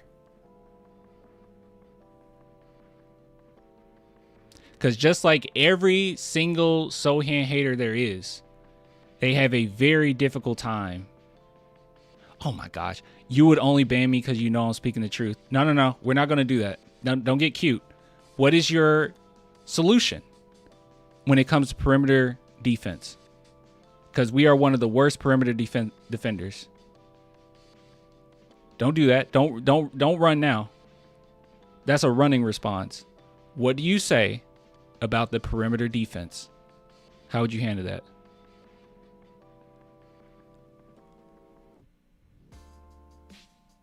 Coach needs to coach the details of the game better.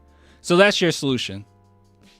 So mine is preposterous. But mine is saying, hey, maybe we should do a little bit better with our rotations. We need a little bit more physicality. How about we just play a couple of our players that's a little bit more physical? Our three-point shooting isn't that great. We're not a great three-point shooting team. So how about we lean in on our identity as far as defense? I think that might help. And your solution is coach needs to coach better. Thank you. Thank you so much. Thank you so much for your time here. You will be missed. Goodbye. Brilliant. Coach needs to coach better. Thank you. These people, I swear, man. I swear to God.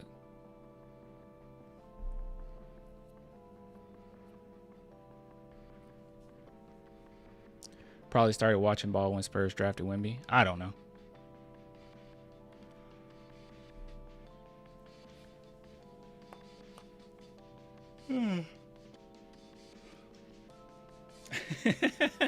Give me a sneaker. You aren't you when you're hungry.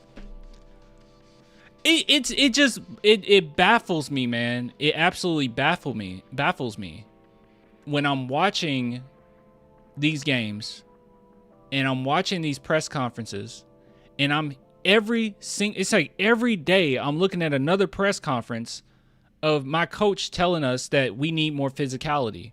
And then in the same breath, talk about how Carter Bryant brought some physicality today. Or when he plays Sohan for 4 minutes. Yeah, it doesn't show up on the stat sheet, but he really brought us some physicality today. Like, it's mind-blowing that I keep hearing it and keep seeing it, and we're not utilizing our roster. And then the excuse is, oh, well, it's not enough offense. But then you never complain. These people never complain about Harrison Barnes' offense. They never complain on the fact that Steph Castle can't shoot. They don't complain about that.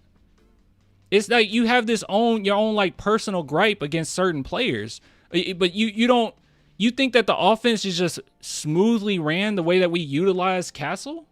What are we talking about? Has De'Aaron Fox offensively just been like out of this world? The Spurs need to lean on defense. We're not there yet offensively, where we're just going to be like this phenomenal offensive team. We're just not there. And I don't think we're going to get there. But we can be the best defensive team in the NBA. We can be that. But the idea that, you just can't play him offensively. You just can't play him. We went on runs plenty of times when he's in the game. What are we talking about? It's just, you just don't know what you're talking about. Like, wait, who was I going to bring up? Fox. Like, Fox, this season, he's having, I think, the worst season since, like, his third year in the NBA. Yeah. Yeah.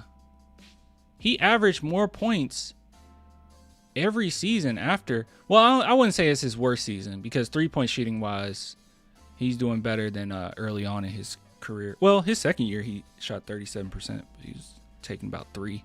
He's taking 2 times that now. But this is one of his, it's not a horrible season, but this is one of his worst seasons. As far as shooting wise, as far as what he's bringing to you, offensive wise, it's one of his worst. It's not horrible, but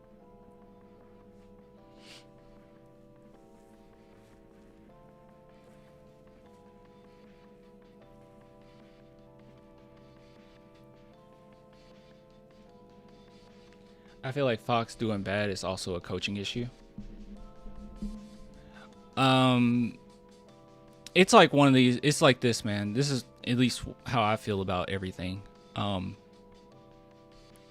think with De'Aaron Fox.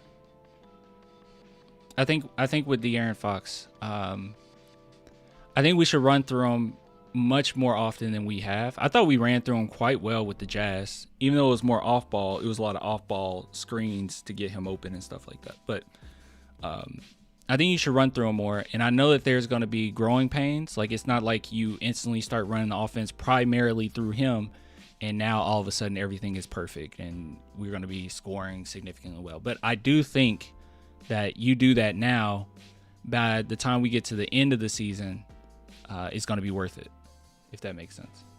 So, like, you do it now, and you're going to have some growing pains. I think you still win, even if we have those growing pains.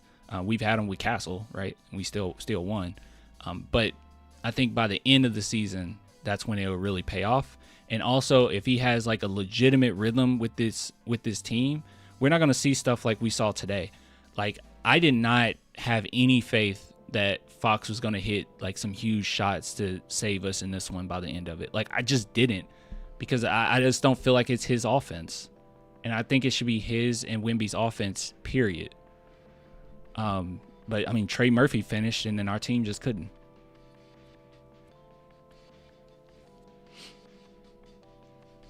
And I think the same thing with other players as well. Like Carter Bryant, it's not like you double his minutes and all of a sudden like he's going to be perfect all those minutes. He's still going to make mistakes. He's still going to screw up.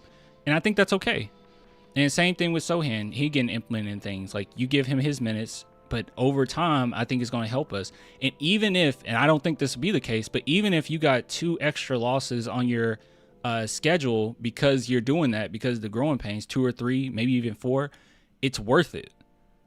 Because we can go further. You're milking every single aspect of your roster, so you can move forward with that. But how we're doing things right now, this just isn't panning out, man. It's dumb.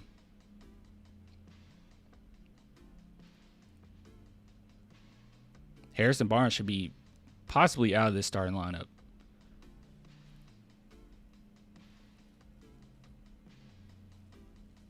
Plus, he does the little things for them on defense that let them save their energy, for sure.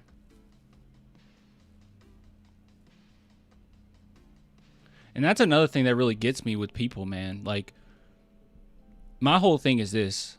Like, people will say, well, you need offense. I mean, defense, yeah, that's all great, but you need offense.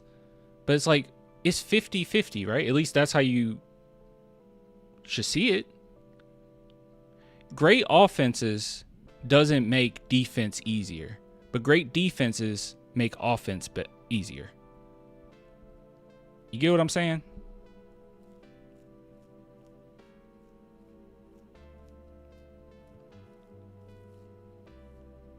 Maybe you could say great offense make defense easier because, like, if you knock down your shot, then you can go back on defense. Or, you know, if you have really poor offense, maybe there's some turnovers and that makes defense harder in that aspect. But defense can turn into easy offense. And that could be the difference between winning a close game and losing.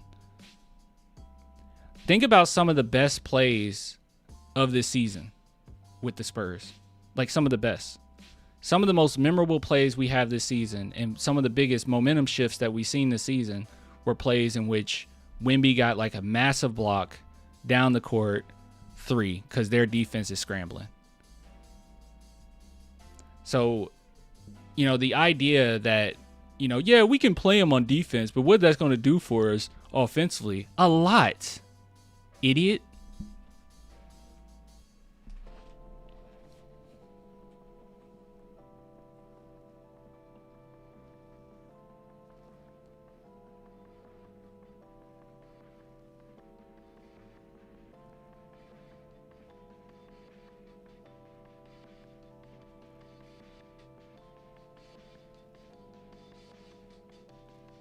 He's played 20 minutes in the last 4 games? I didn't even know Sohan played 20 minutes.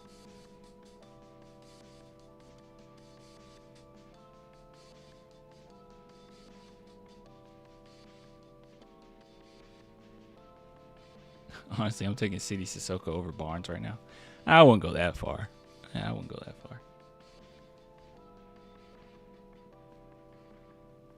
Thanks for your super chat. Mitch to coach the All-Star game.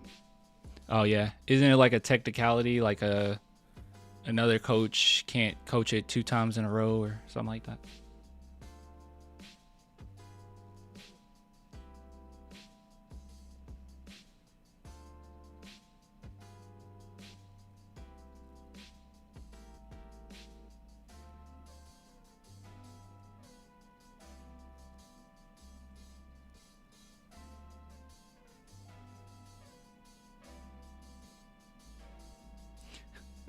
Clan, I believe you can do what Barnes is doing. I believe you can go 0 for 4 from 3 and play 0 defense. I could do that. I think I could do that. I'll get rewarded for it.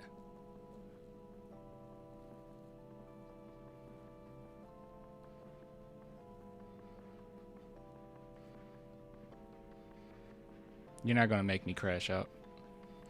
He said, Clan, you have a liking towards Sohan, whether he plays poorly or well.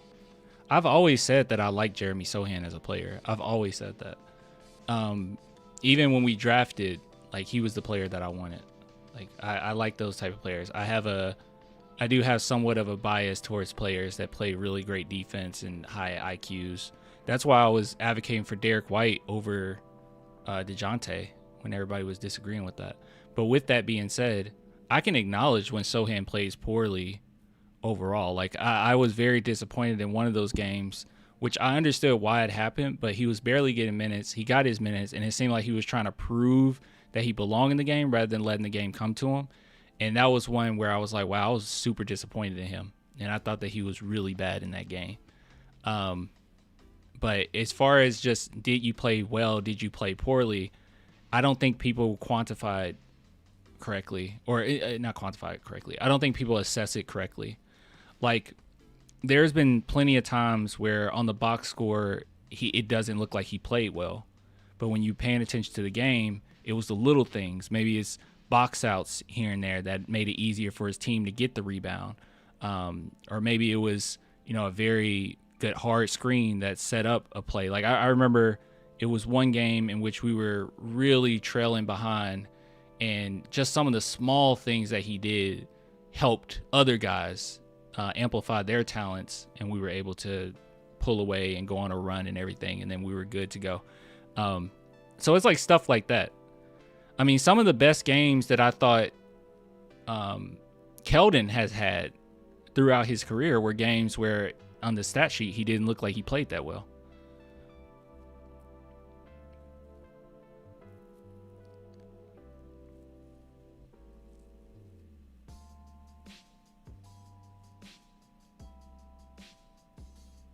And even like I said, if you start playing him now and continue to play him, I expect him to have some mishaps. I expect him to play pretty weirdly at times because he hasn't been with the offense. But I think that's worth it for the long run, for everybody. That it will help us by the time we're in the playoffs. So, the idea that I just sit here and I'm just like, I want him to play whether, he's good or bad, that's not necessarily true. It's a weird thing going on where he's barely been playing. So if he has some bad performances here and there, how do you criticize it? As you can see, I didn't criticize Devin today, and I thought that he had some huge mishaps defensively, but I didn't criticize him because he hasn't played.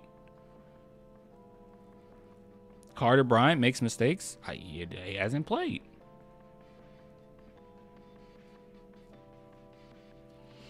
Do you think we should hold the Atlanta pick or try and trade it for value? I don't know. I guess it depends on what's out there. Why don't Giannis just say he want to leave? I don't know what's going on with Giannis, bro. He's sticking around. I don't know what he's doing.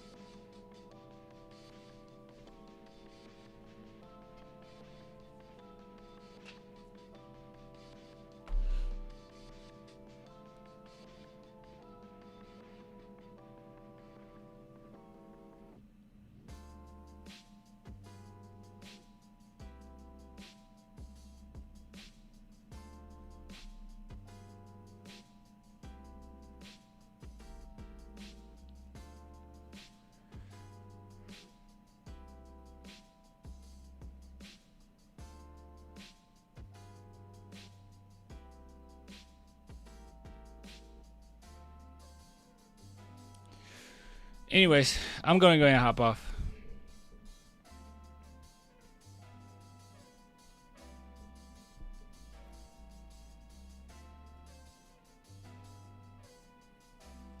Yeah, I'm hop off. We've been on for like 2 hours.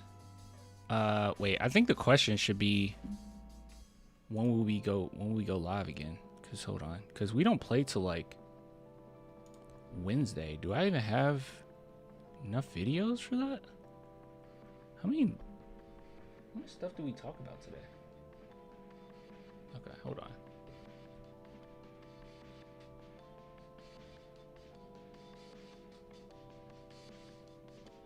Six? I got like 6 segments. Why do we have so many segments? Oh, I guess we're good. I'll just see you guys on Wednesday. Yeah, because we literally have. Yeah, we literally have like 6 videos.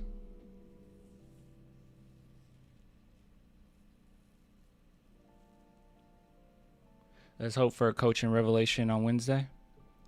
Well, hopefully they watched this live stream. I need a clip me going off on that guy. I might clip it. Anyways, I'll give it to you guys later. Wait. The offense stays stagnant too much. Wait. Says stagnant too much made basketball, and it's going to catch up us if it doesn't get straightened out. With good teams, great coaching, we will not win. Oh, yeah. Beanie Clan. It's Beanie Clan, but I also got my, you can't see. I also got my, my bonnet on. Oh, I should have went with that. That looked kind of dope. I should have did something like that. Yeah. That looked kind of cool. Or not. Or it looks stupid. Anyways. We need Shower Cap Clan for Houston. Beatdown. Do-Rag Clan. No, it's a bonnet. I could wear a, what's it called? You know what I'm talking about. Bathrobe. Bonnet Clan Beatdown Wednesday. Yeah. Yeah, we'll be okay. That was very cathartic. I was glad that I was able to crash out. That felt good. I needed to crash out. Anyways, get with you guys later. See you next time. Everyone have a good night. Tell each other good night. Be kind. Tell each other good night.